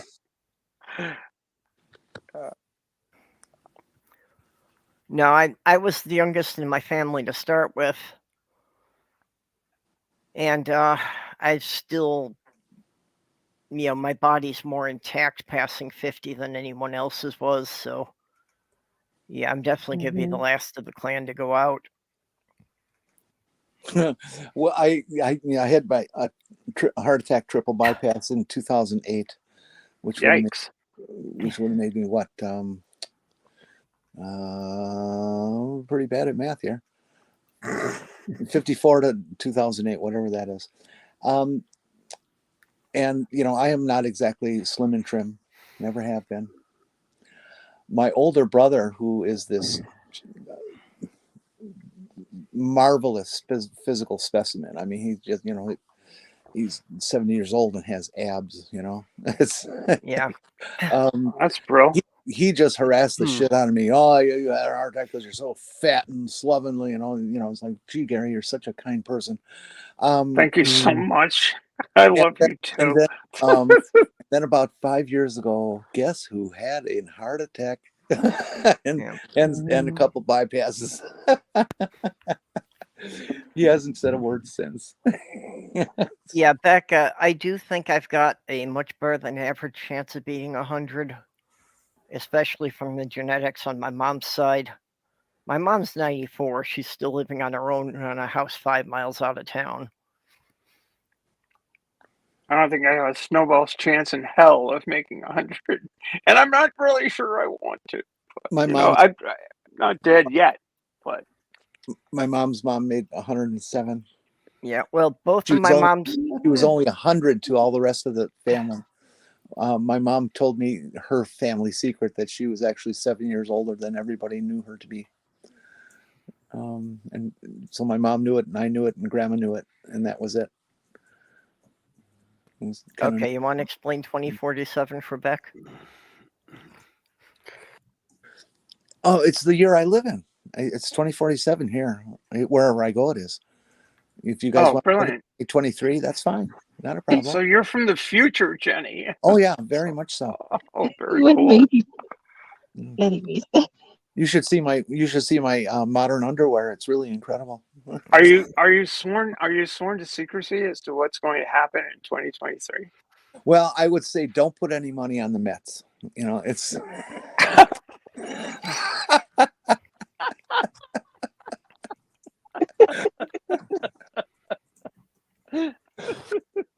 Well, that's perennial almost. Unless they're playing the Red Sox, for example. Okay, well, what stock should we be investing in? Well, I was telling people years ago, buy Apple and Adobe, and nobody was listening to me.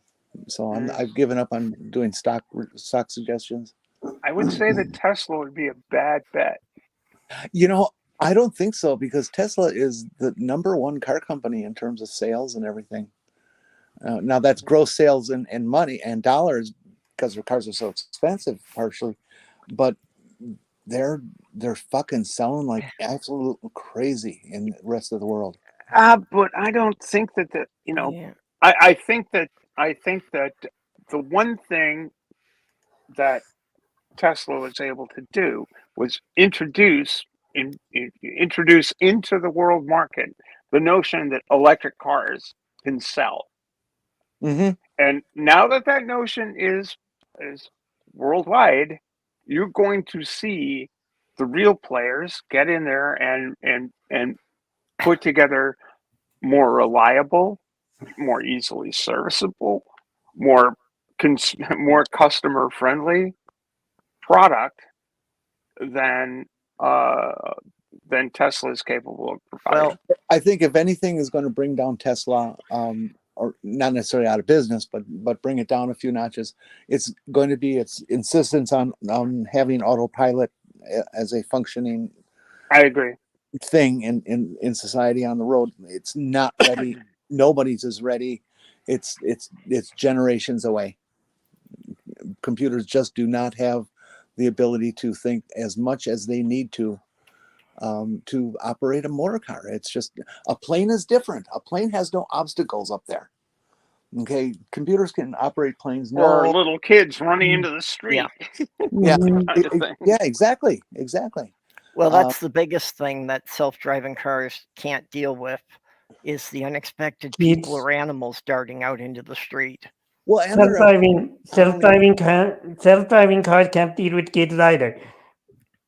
There's such a lack of standardization in traffic and road regulations and DOT rules about how to build this or that road, that Teslas are finding out that all these little anomalies, these little differences, the computer doesn't have a clue.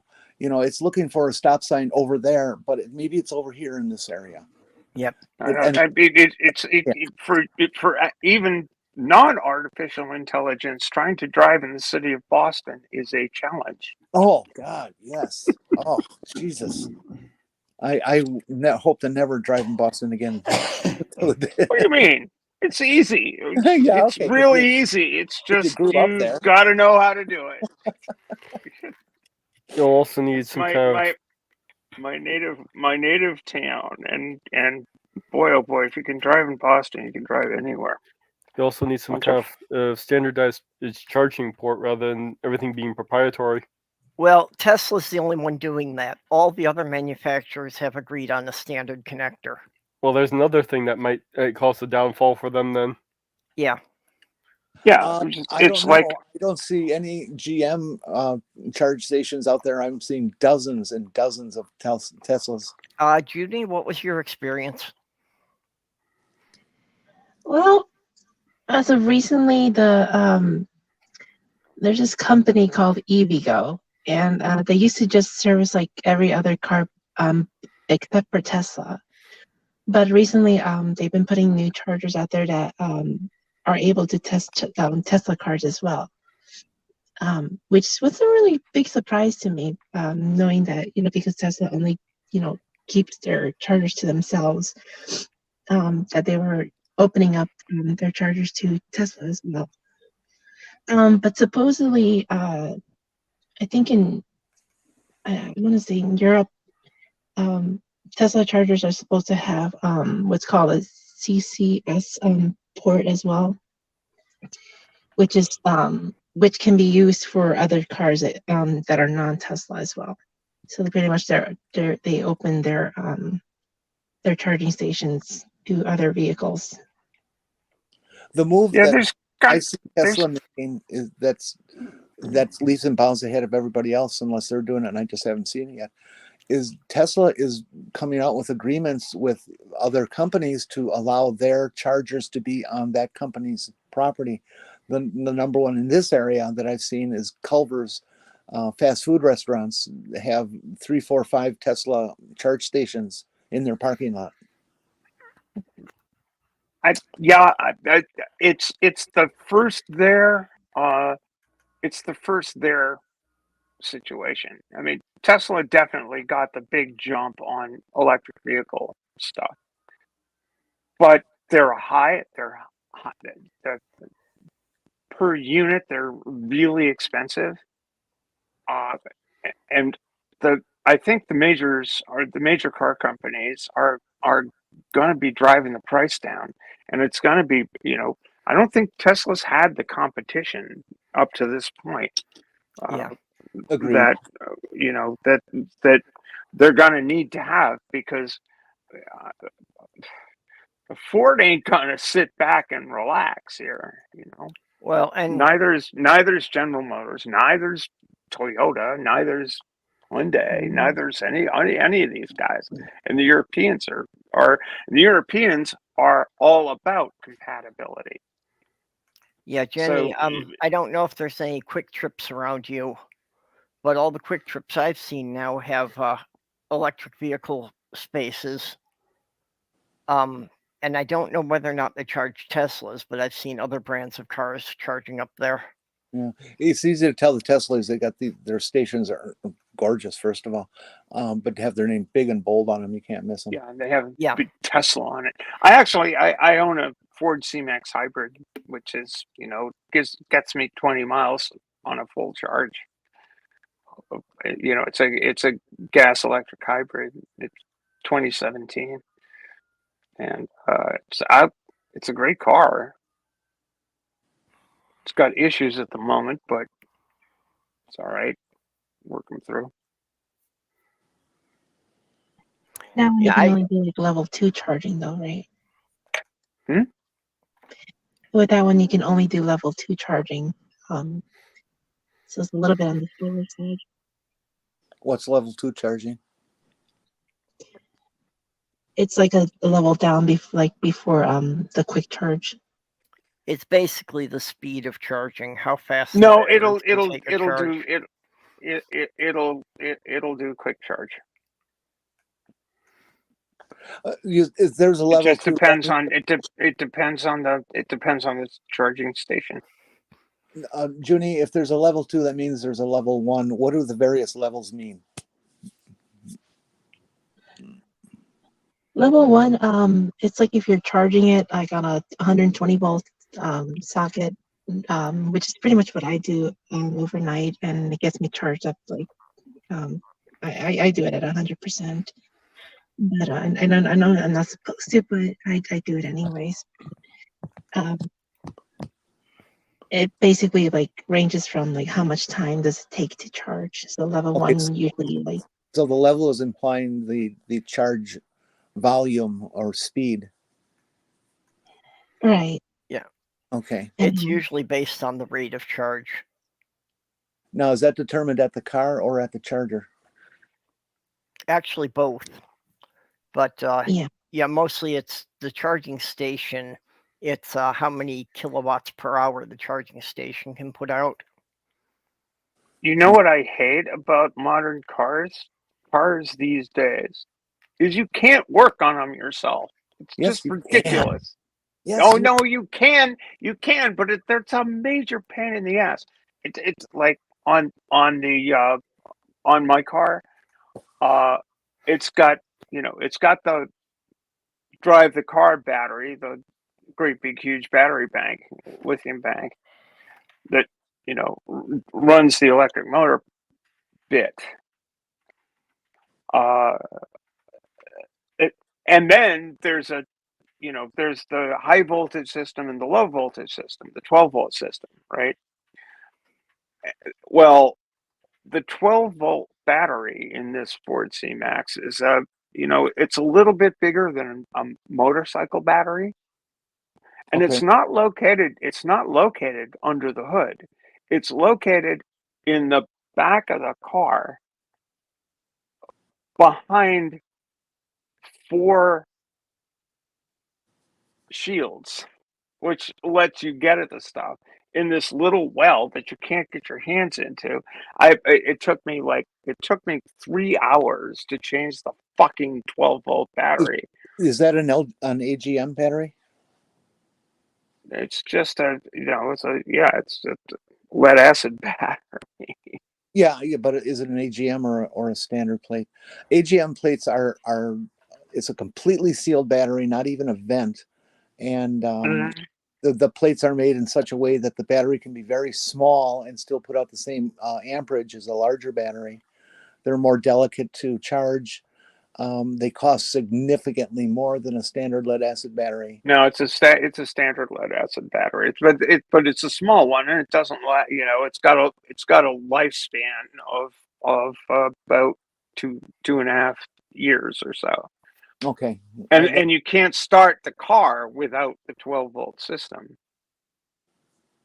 Oh, interesting. You can't set the 12-volt system is the house system. We do this in boats all the time. Like you have a 12-volt system that runs the instruments and that'll start the motor, and then you have a 24-volt system that'll run like on luxury yachts, that'll run the refrigerator and run the this and run the that and run the other stuff. Okay. Yeah, that makes sense. And so you have a house battery, and the car is the same way. You have the house battery, and then you have the power battery. You have the gigantic high voltage lithium battery, which doesn't depend on anything. Do they send and gets charged by the motor? Gets charged by the gas motor.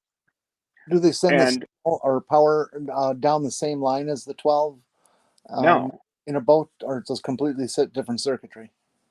Well, in a boat, you have you have an alternator that will charge both systems.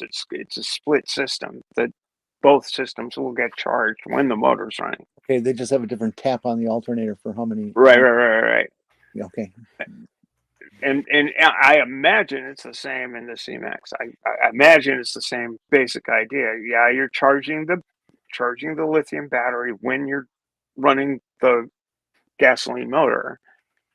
Obviously, that works because the little thing goes up. It's like, the battery's charging because I'm running a motor. But the car won't start without the 12-volt system battery running, and the 12-volt system battery is, which 12-volt system battery runs what? Runs the heating system, heating/cooling system, runs the radio, runs the lights, and all of that stuff. So it's, the 12-volt battery is doing what the 12-volt battery does in any normal car, but the thing's so inaccessible. It's just, Well, but I guess charge ports also in the car that you can access the functionality of it. The replacement's hard, but everything else is convenient and right in front of your face. Yeah, everything else is fine, except why are you sticking the first battery that's gonna die? Why are you sticking it behind like three cowlings? Three cowlings. You've got to undo three cowlings before you can even see the goddamn thing. I can't tell you why they did that, even though I spent life in the car biz. But what I do know about electric cars is that the electrical system is of such great concern and such lethality that it is greatly protected by all kinds of systems and things. And firefighters, for example, are very freaked out by electric cars and how they have to deal with them, and what if situations where the car is not burning, although most of them burn in an accident because it doesn't take much to wreck a lithium battery. Lithium batteries are the biggest drawback of electric cars, and they need to change that. Yeah. Yeah, well, that's always been the thing holding back electric cars has been the battery packs. But I don't know if they've really, if they're going to come up with anything that's any better than lithium batteries. They're definitely working on it. There's a one system that is showing promise, which doesn't mean it's anywhere close to production. I haven't heard any exact technical discussions about it, but it's basically referred to as an air battery, that it uses air as one of the electrolytics in the battery.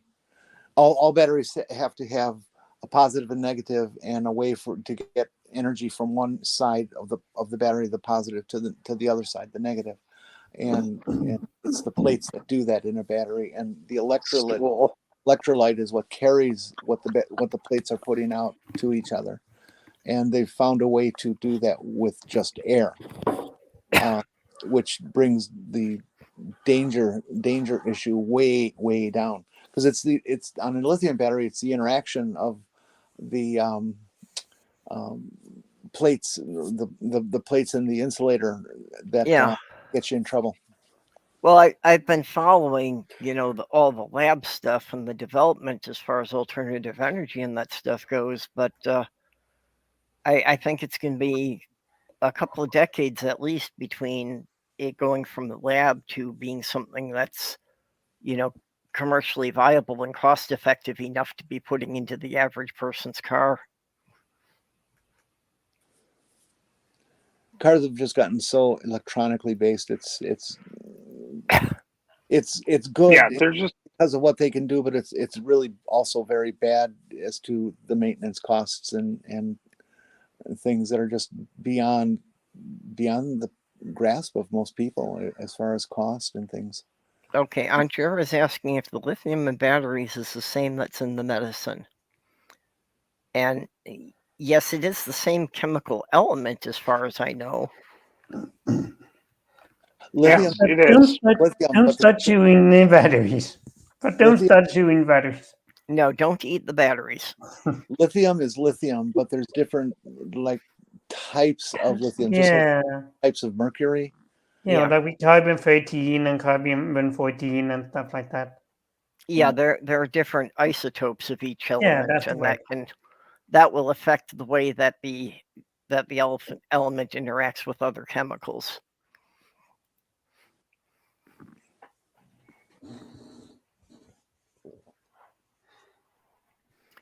Don't remind me, I have to take a chemistry class.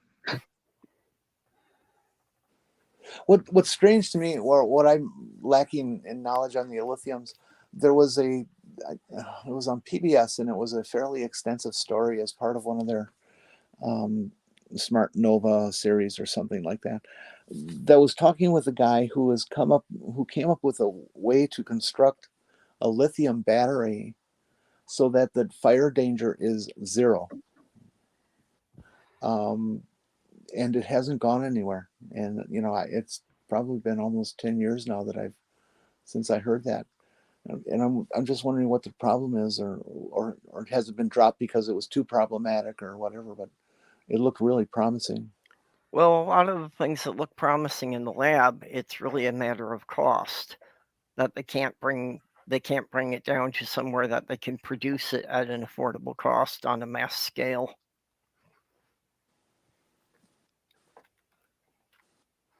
Yeah, scale is always an issue in any new product.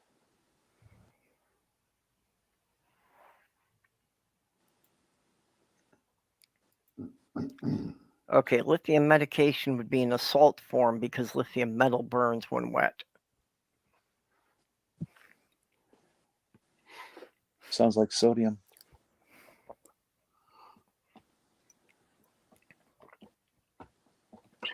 You know, Okay, Stephanie, I am glad that you did not cook an entire country. Oh, I missed it. I noticed I capitalized turkey. It's like, no, I did not cook turkey. Don't relax. Oh no. Anchor, you're safe. No attacks from me today. Okay. How is it so hungry when they're right next to turkey? I do.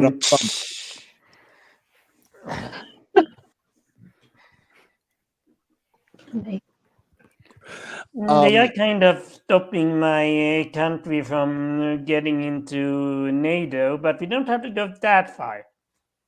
Yep. I think we can handle it. Yeah, without burning them. I've run into this trans woman on Twitter who is going through transition, and she's living in Hungary, which, if you've paid attention to the world, yeah, it's gotten very, very dangerous for trans people, especially, but all LGBT people. Yeah, I think we're thinking of the same person here. And they've put together a GoFundMe. So if anybody comes across that, see what you can do to help out. This person's life is in danger. Yeah, she has managed to make some arrangements so that she has a place to go to, but she still needs to get out of the country. That would be scary. And yeah, it is really scary that the government is making it official policy to persecute trans people. Yeah, that is scary. Well, it's exactly what could happen here if we get a Republican administration and they have control of the houses and the Senate. It's going to happen here too. There's that much hatred and ignorance that's going on now. Yeah, especially if they there are altogether too many assholes. That's true.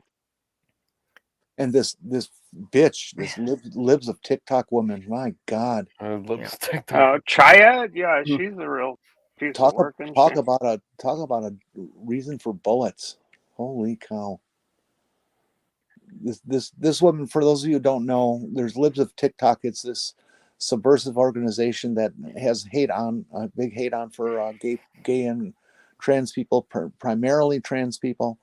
And they are extremely dangerous. They actually track people down and dox them online.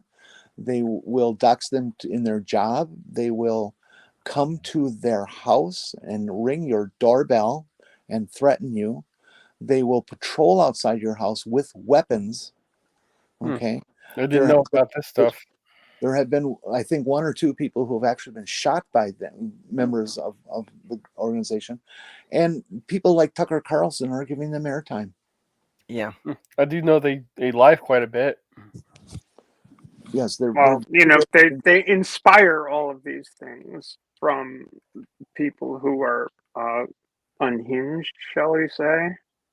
But they inspire it. They're not shy about being, incendiary. Yeah. Is it And there was stochastic great, terrorism, or maybe it doesn't count as that?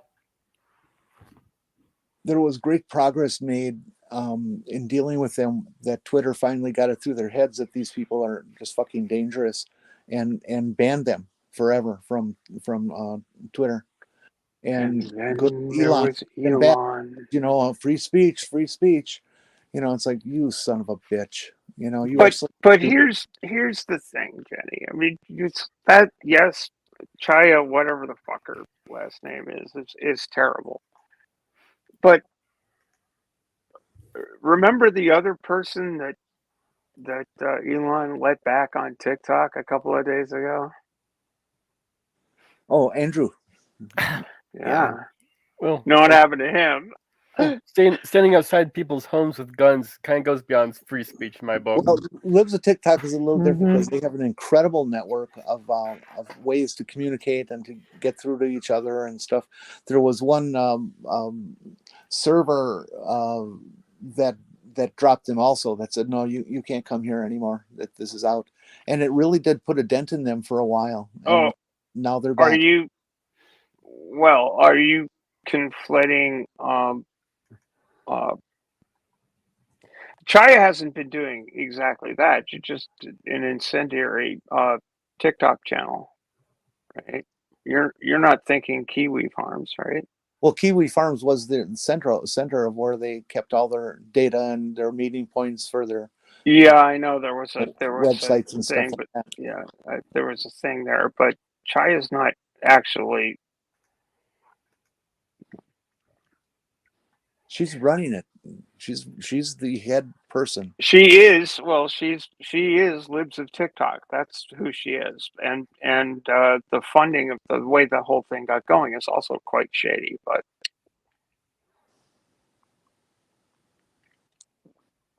I'm just saying that her following is poisonous as a social media following. Oh yeah. They make Yeah. Trumpians look like grade school kids. And the Lives of TikTok is also starting to collaborate with Proud Boys and Patriots for Patriot Front. Is that what their name is? Some group that's been hanging out around drag Yeah, shows. none of that's they're not starting to. They have been from the Well, get yeah, go. they're being more open about it. Did you see the good news though? I missed where it happened, but there was a drag show, and Proud Boys decided they were going to crash it and all that kind of stuff, and then gay people said, we don't think this is going to happen, and they showed up like 4 or 5 times as many gay people showed up as Proud Boys, and it intimidated them enough that they left. And they had weapons on them. They were fully armed. That's I think happening that in a number of places. I think I think that I don't think that the problem is that like it's more hateful people than non-hateful. Like in the US, I think there's more people who are like generally relatively accepting of trans people, but like getting people to do stuff. Like people are get more fired up about hating other people than they get like about, oh, these people are in danger. Like, yeah, I think but I like someone said earlier that they probably miscalculated with Roe v. Wade, and that maybe there's people are turning on them a bit and like maybe getting a bit louder. I hope we can get people to be even more loud. I felt like my point got lost. Ignore me. No, I heard your Well, point. I think it's just becoming clearer to people that, you know, the Republicans are by and large a party of misogyny, that they're ready to take away rights from all women.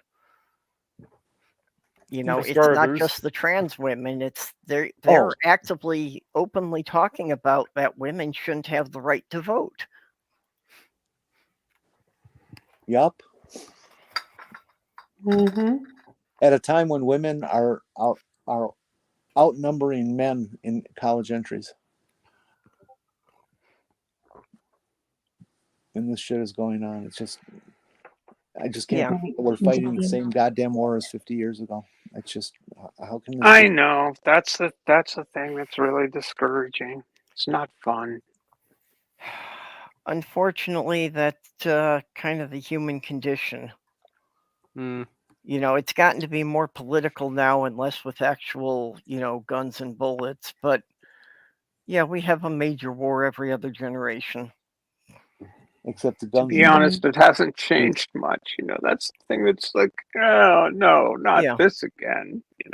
It's Groundhog Day. Well, that's why it's every other generation, because it's like the generation that saw it happen won't be involved with it again.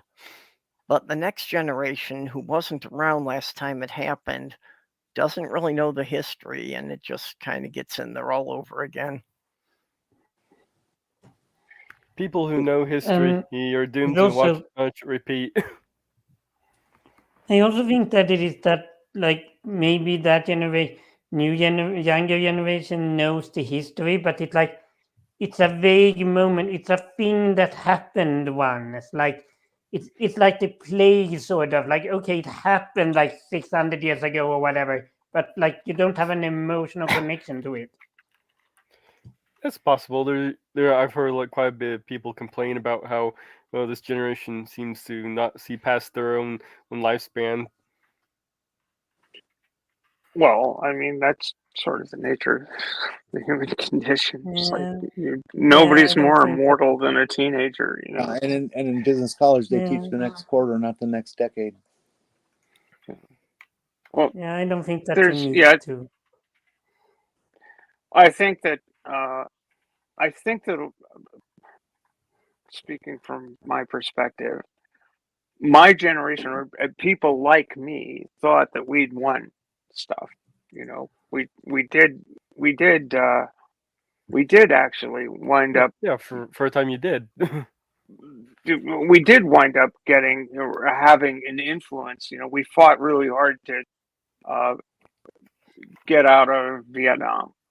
We fought really hard we fought really hard. My sister's generation fought really hard for civil rights. I was, screaming about Vietnam when I was in high school and college, and Yeah, okay. and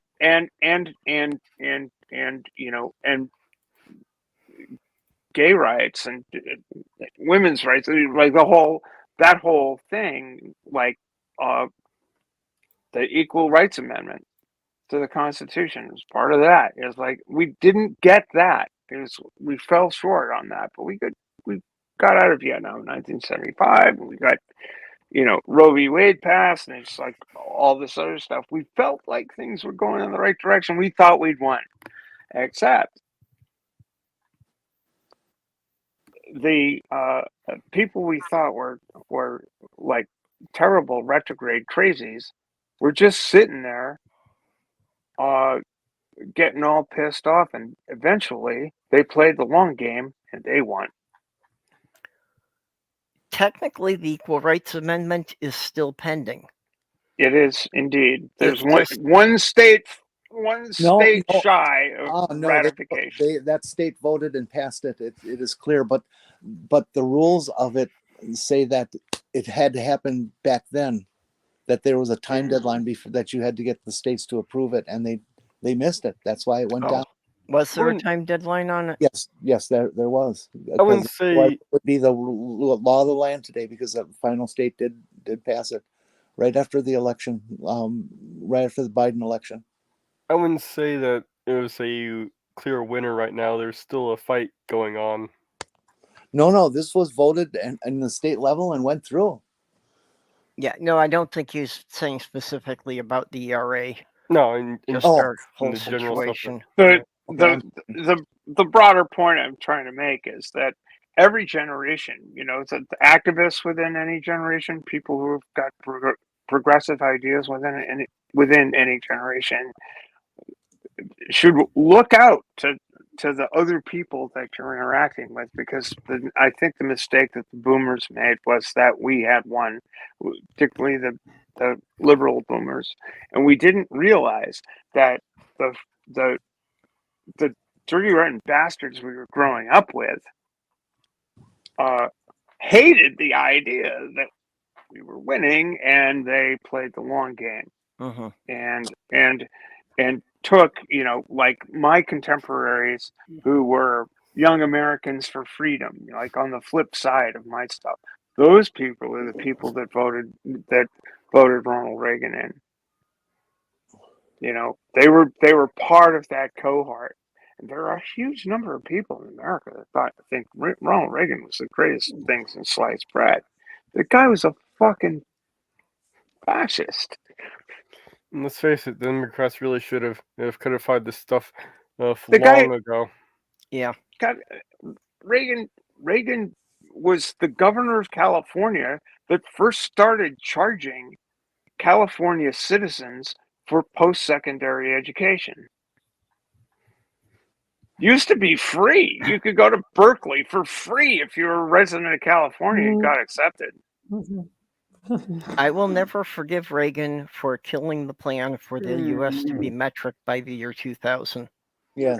Reagan was a fucking reprobate asshole and a movie star, and he was a tool of the Koch brothers and big industry. There's a lot of money went that way, and it runs from this isn't unusual. They lost. Goldwater lost terribly, but the John Birch Society, all of this shit. Let Jenny get in there. Same shit. Yeah, go ahead. I forgot what I was going to say. I'm good. About Reagan? Yeah, I know it's about Reagan. I don't remember. He's an asshole? Well, we know that. Asshole. A big asshole. Yeah, but there was a lot of progressive stuff in the works when Reagan got into office that he killed. Oh, I remember. Ronald Reagan was the president of the Screen Actors Guild in the McCarthy period. Ronald Reagan was giving names when all the other people were keeping their mouths shut. So he's got a long history of being a turncoat to humans. And Joe McCarthy was just the worst person on earth. What a fucking filthy liar. Yeah, but he was from Wisconsin. Yes, he was, and I have gone to Appleton and pissed on his grave. Have you indeed? The closest I got to Appleton was Nina, but it wasn't the same neck of the woods. That's pretty damn close. Yep. That's right. That's where I had my bottom surgery. And so you and I, sister, both went to see Eugene Schrang. Yeah. There you go. Am I the only one in the stream who is not an American? I think so. Yeah, you're an tonight American you are. as we're concerned. Okay. Yeah. It's very different here. Like we obviously have racism and homophobia and all of that shit, but like it's that big. At least the racism isn't. It's not ingrained in our culture in the same way. Like we were obviously involved in some way in the slave trade. I don't know the specifics, but like Sweden is a European country. We were involved in one way or another, but like we didn't have a large number of non-European immigrants, and so it's kind of different. Like before the 70s, we had like very few immigrants that were not from other European countries, and like it's a bit more new, and it's like it's such a contrast between my own country and yours.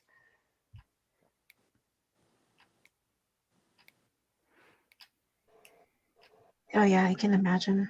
Yeah. Mm-hmm. And I can imagine that it must be hard to like it's like you had slavery for a long time, and then you like got rid of that, and you have Jim Crow laws, and like it sticks. It sticks in a country. This attitude, like it, yeah. We Old habits die hard. And all call of it that. minimum wage now. Mhm. And can you believe minimum Like wage it. is still $7.25 an hour? God, these Republicans. And by the time we get it up to anything, it'll be outdated by then too. Oh yeah, 15 an hour is already outdated. Yeah, we're still working up to that. If it actually kept up with pace, I think it would be like over $20. Yeah, to think that $15 doesn't cut it anymore either. Like that's crazy. I remember when the first time I started getting $15 an hour back in the 80s. It was spectacular. I couldn't believe I was making that much money. Minimum wage, I think at the time was maybe $6.25, something like that. Yeah, and you know, and that's that in and of itself is like that 6.25 to 7.25 over the course of what 40 years. Mm-hmm. Yeah, this whole McDonald's, those places didn't even learn their lesson back then. There was a shortage of workers for McDonald's and various fast food places. And the only way they could get people to work there was to bump the base salary up like about 40% over minimum wage before people would start to come and work there. I kind of wonder where we're going to run into the wall with this, because I don't see this as having to constantly do inflation as something that's sustainable. Well, yeah, forgive this. There's the concept of the minimum basic income. That could work. In a nation where Elon Musk in the 4 months in December could lose $200 billion. Oh, jeez. I think there's something fucked up here. Yeah, for perspective, $200 billion is more than the gross national product of 3/4 of the countries currently on the planet. Has Tesla closed at below 100 yet? I know it was getting there. It was like 109 earlier. I haven't looked in a couple of days, but it was getting low. Yeah. It's kind of fun to watch. in a sick sort of way. I mean, yeah. And I feel bad, except that I don't see I think that the only people that are getting seriously dinged by this are idiots that back this idiot. The workers have been Elon's been fucking his workers over for forever, apparently. Yeah, he's a rich guy. He's God. Well, so is Jeff Bezos, and he's been fucking his workers over like forever too. Uh-huh. Yep. Elon. All these motherfuckers have been working there. Well, that's how they got to be billionaires. Except Warren Buffett. You never hear bad things out of Warren Buffett. He lives in a little ranch home that's worth like $30,000-$40,000. He's just a regular guy. And his wife is trying to give away their billions. Yeah, Warren Buffett was the one who pointed out that his secretary paid more taxes than he did. Yeah. He was saying that should never happen, but that's the way the system is set up. Oh, I don't know. I think billionaires shouldn't have to pay any tax at all. I think billionaires are a crime against humanity. Yeah, well, the problem is that, people have believed the Republican propaganda for decades that you give the billionaires more money, they'll create more jobs. Yeah, I forget. There's a good We've basically people have sold the American people the notion that the only thing stopping them from, they're just sort of one step away from being a millionaire. Yep. And that's They're one bullshit. step away from being a millionaire, and it's those damn immigrants that are keeping them from it. No, it's their taxes that they pay that make everything free for the immigrants forever. Because immigrants never pay taxes. They get all their health care for free, all their education for free, all their cars for free, all their food for free. That's their attitude. Well, I'm about 1/1000th of the way from being a millionaire. Well, that's a pretty good start.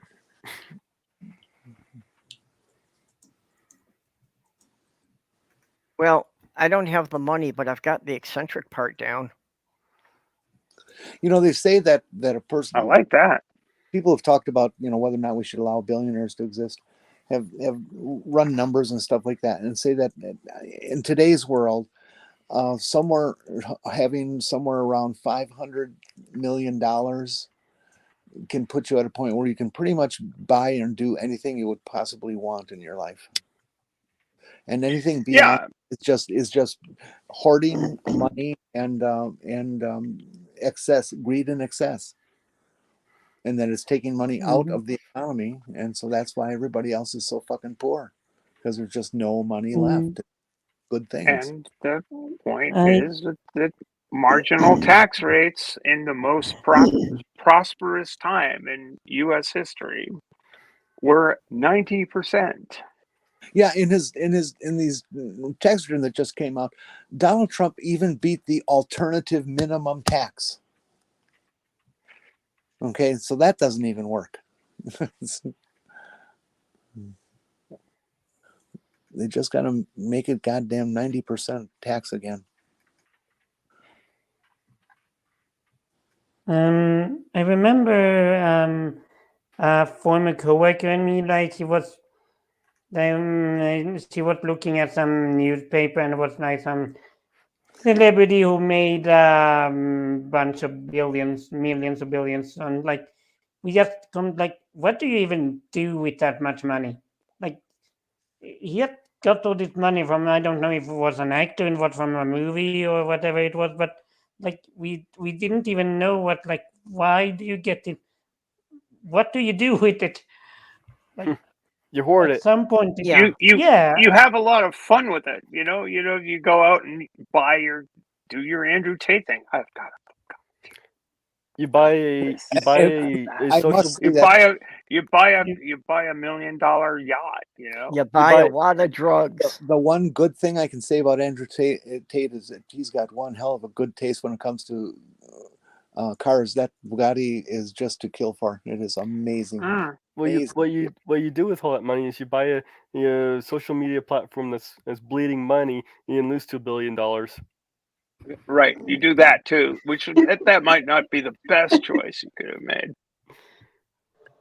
Well, and crash the stock in one of your other companies in the process. Right, because you bought it with the leverage that you had in that other company. You basically took your entire reputation, flushed it down the toilet in less than a month. You're like, oh God. It's bad. This is how Elon and Andrew Tate are so similar. It's like, dude, you could have done DiGiorno, but you had to get delivery. Right, did I say 2 billion? I meant 200 billion.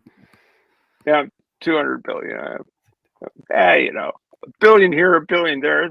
Eventually, it adds up to serious folding cash. Either way, that's a lot of money. Yeah. Speaking of the vaporware salesman, I keep getting like tweets popping up from him as like a notification. Mm-hmm. Yeah, like right now it's like he just tweeted, sometimes it's better to get to make pizza at home. Yeah, I saw that one too. I was able to get a pizza from Domino's today. Well, the thing that still makes me laugh the most about that was that when Tate on the screen on that video, when he got that pizza, he put down the pizza box in such a fashion to show the QR code. So No, they didn't actually track him down from the QR code. no, I know they didn't, but it was like they obviously could. He was that careless. Yeah, that's true. Yeah. I suppose they could have if they wanted, if they had to. I hope someone gave Greta Thunberg a free pizza. Yeah, and my speculation was it a Hawaiian pizza that he ordered? Pineapple on pizza. Let's see, that would be a thing to tweet to Andrew Tate. Pineapple on pizza, yes or no? Well, okay, that would explain why they arrested him. Yeah. Perfect. Exactly. What was that? Yeah, Judy? wasn't the trafficking? Wasn't the trafficking? It was the pineapple on pizza. Okay, Junie, and I think Jenny was saying something too. Yeah, sorry. Sorry. I'm like, yeah, put pineapple on pizza, but don't forget to put the mushrooms and the jalapenos on there too. No, no pineapple on pizza. Yeah. I love bland pizza, and my favorite pizza is mushrooms, black olives, and ground beef. Yes. Okay, I do the Italian sausage rather than the ground beef, but otherwise the same. Yeah, too much grease in Italian sausage. My go-to is black olives and anchovies. That's my pepperoni, mushrooms, and cheddar. Anchovies are pretty nice. They're nice and salty. I like anchovies. I've had a few pizzas with honey on it. It is surprisingly tasty, in my opinion.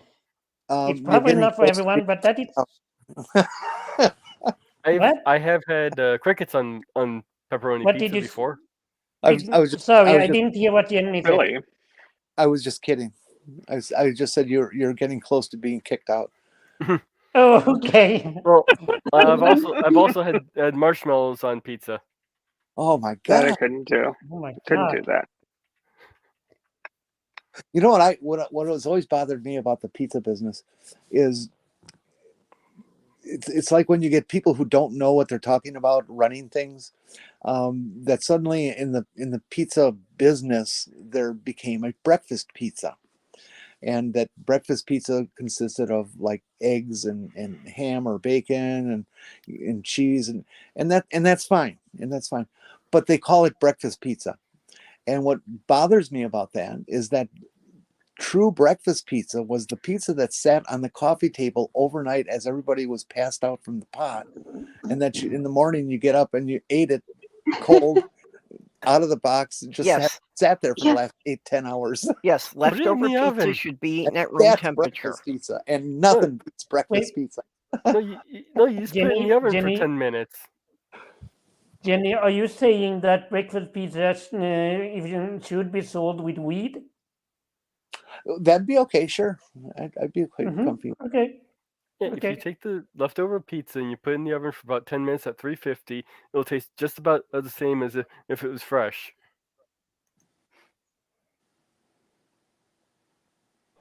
And if not, better. Yeah, but I don't want it that way. It tastes great cold and the cheese nice and hard, and it's a different delight. No. Okay, you can't have it cold. It can't be out of the refrigerator. It has Well, to be at I've had room it that way temperature. too. It's not bad. No, it has to be at room temperature. I have actually made pizza and then let them sit for the rest of the day until dinner. If I've had a good night before, the pizza isn't what I want nice and hard. Well, okay, move on. No one having. There you go. I guess it's just a hippie thing. I'm sorry. I think Mark shorts onto something. Mm-hmm. Pepperoni pizza is very good. I do like if I'm going for simple pepperoni pizzas, I'll go there. I wish I had. Sloth Girl likes pepperoni on hers, but unfortunately, I have to be careful about anything with much spice. I buy pepperoni pizzas, or pepperoni is always on frozen pizzas. I peel most of it off and tear up a few and put it scattered on the pizza. I don't need all that pepperoni. It's also got too much grease. Yeah, my daughter doesn't like the pepperoni pizza because of the grease. Yeah, that's another issue I have with it is the amount of grease. Ooh, I'm. Where are you, Anchor? I'll be right over. that sounds really good. I don't know about artichoke hearts. I've never tried that. That's banana really good on peppers- pizza. It is good on pizza. Try Yeah, salt and vinegar. Try salt and vinegar crickets. Salt and vinegar You crickets. know, Yes. I wouldn't mind. Give it a whirl. They have kind of a nutty flavor. I would try. They don't crickets taste like and- chicken. No. I've tried cicadas before. I wouldn't imagine that they'd be much of a difference. Probably similar. Does anybody that we commercial even- on TV for Twix, where these two dudes are sitting at their campfire and one's saying to the others, you don't have to pick right from left. They're both the same. They're soft on the outside, or crunchy on the outside and soft on the inside. And then behind them are two bears standing there, and they are saying the exact same thing to each other. Yep. They're crunchy on the outside or in the inside.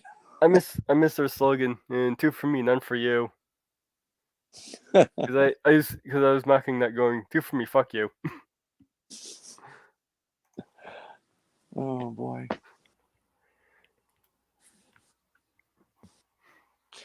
I wish I had a pizza. I haven't had carry out pizza or delivery pizza in years now. Yeah, I had one tonight. I actually had got able to get a free one tonight for the points I had. That was nice. Nice. I thought you said that you had a free one because you ordered a party-sized one. Nope, it was just I just had enough points racked up on my Domino's account, and I got a free pizza. Remember when people used to offer 2 pieces for the price of 1 all the time? Well, that was Little Caesar's big thing. McDonald's, Oh yeah, Domino's did that too. Mhm. yeah. I remember the Little Caesars with 2 pizzas for the price of 1, and they were big pizzas too. Yeah. We used to have this pizza place in Milwaukee that I just missed terribly. It was called Moe's Pizza, and they sold pizza and chicken by the bucket. And if you bought a bucket of chicken, you also got about 2 pounds of fries. It was so disgusting, so absolutely horrible for you, but it was so wonderful. It sounds like Five Guys.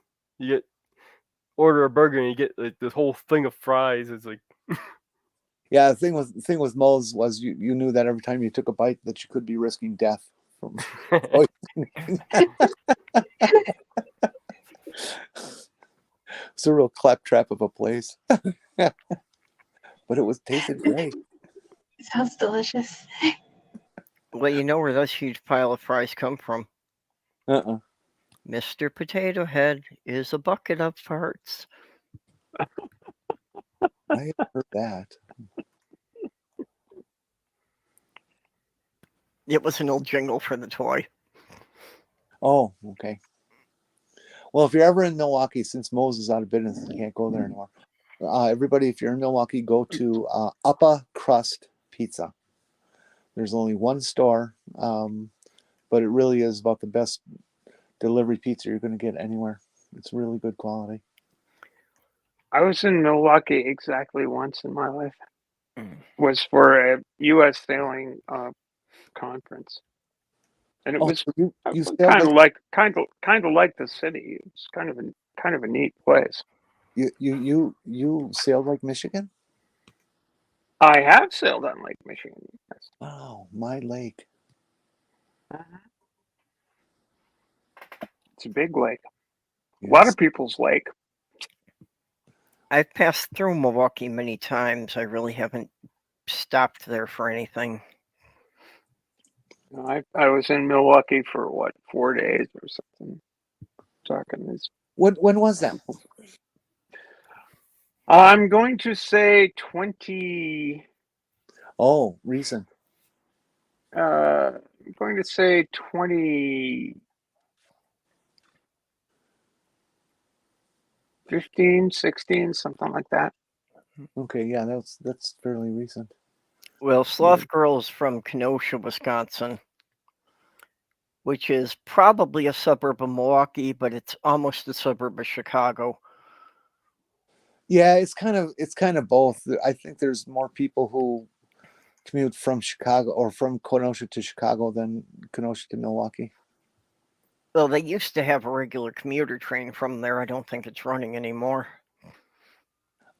I would bet it is, because there's a lot of people who commute from Milwaukee to Chicago.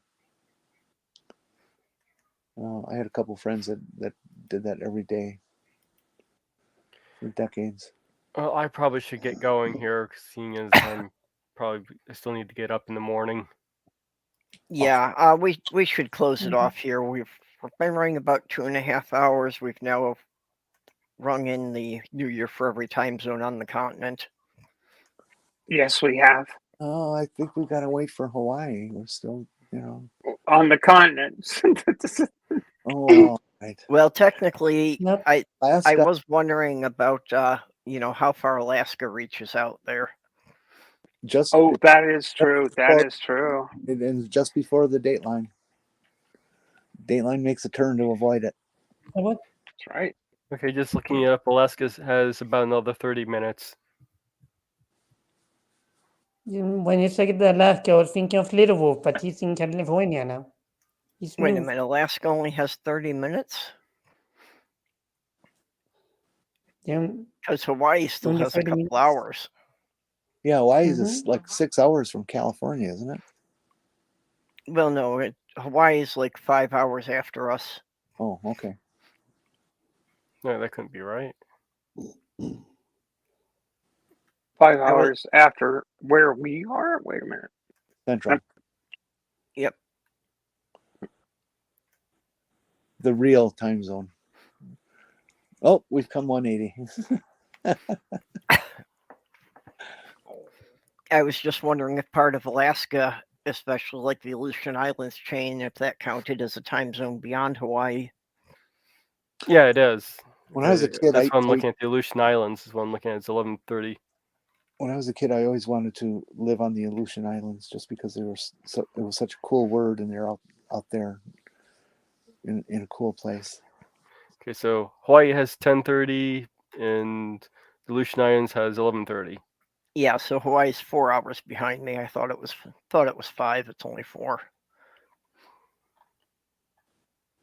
And they're behind, but they're also so progressive, so forward. Did you hear that they are trying to limit immigration from the states? That they don't want any more white people? That's progressive.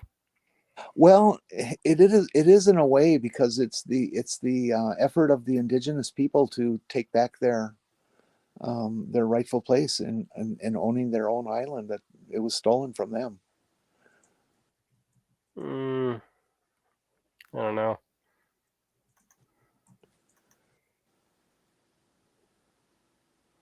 Anyway, like I said, I gotta get going. So yeah, well, let's close it down here. So, May, do you have anything you want to plug before you go? Let me double check something here. Oh crap! Cancel that. Let's see.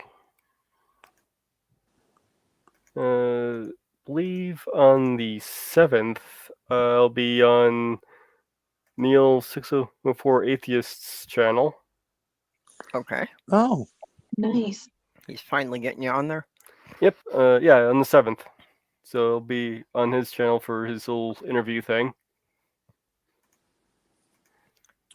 So I got that, and I'll be doing a garden tour this Tuesday, of course. And actually, I'll be filming it tomorrow if I can, or tonight, or today, or whatever the hell time it is. Sunday night. Sunday during the day. How's that sound? Okay. All right, that's what I got going. Okay. Anybody else have something they want to plug? Yeah, I have the TMI show that I do with Delicious Danish, Amiga Nuts, and you, Sam, and Brainless Steel. Okay. So, What's we the day and time for that? on Tuesdays at 8 o'clock Swedish and Danish time. Like in Europe, I'm not sure what time it is in the US. Well, what are you like an hour before the UK there? Yeah. Okay. So you're Central European time. Yep. Okay. Well, I know that the UK is 6 hours ahead of us.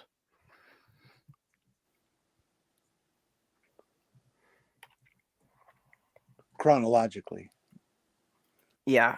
So so that you'd be like 7 hours ahead of us. So that'd be like 1 o'clock in the afternoon for us.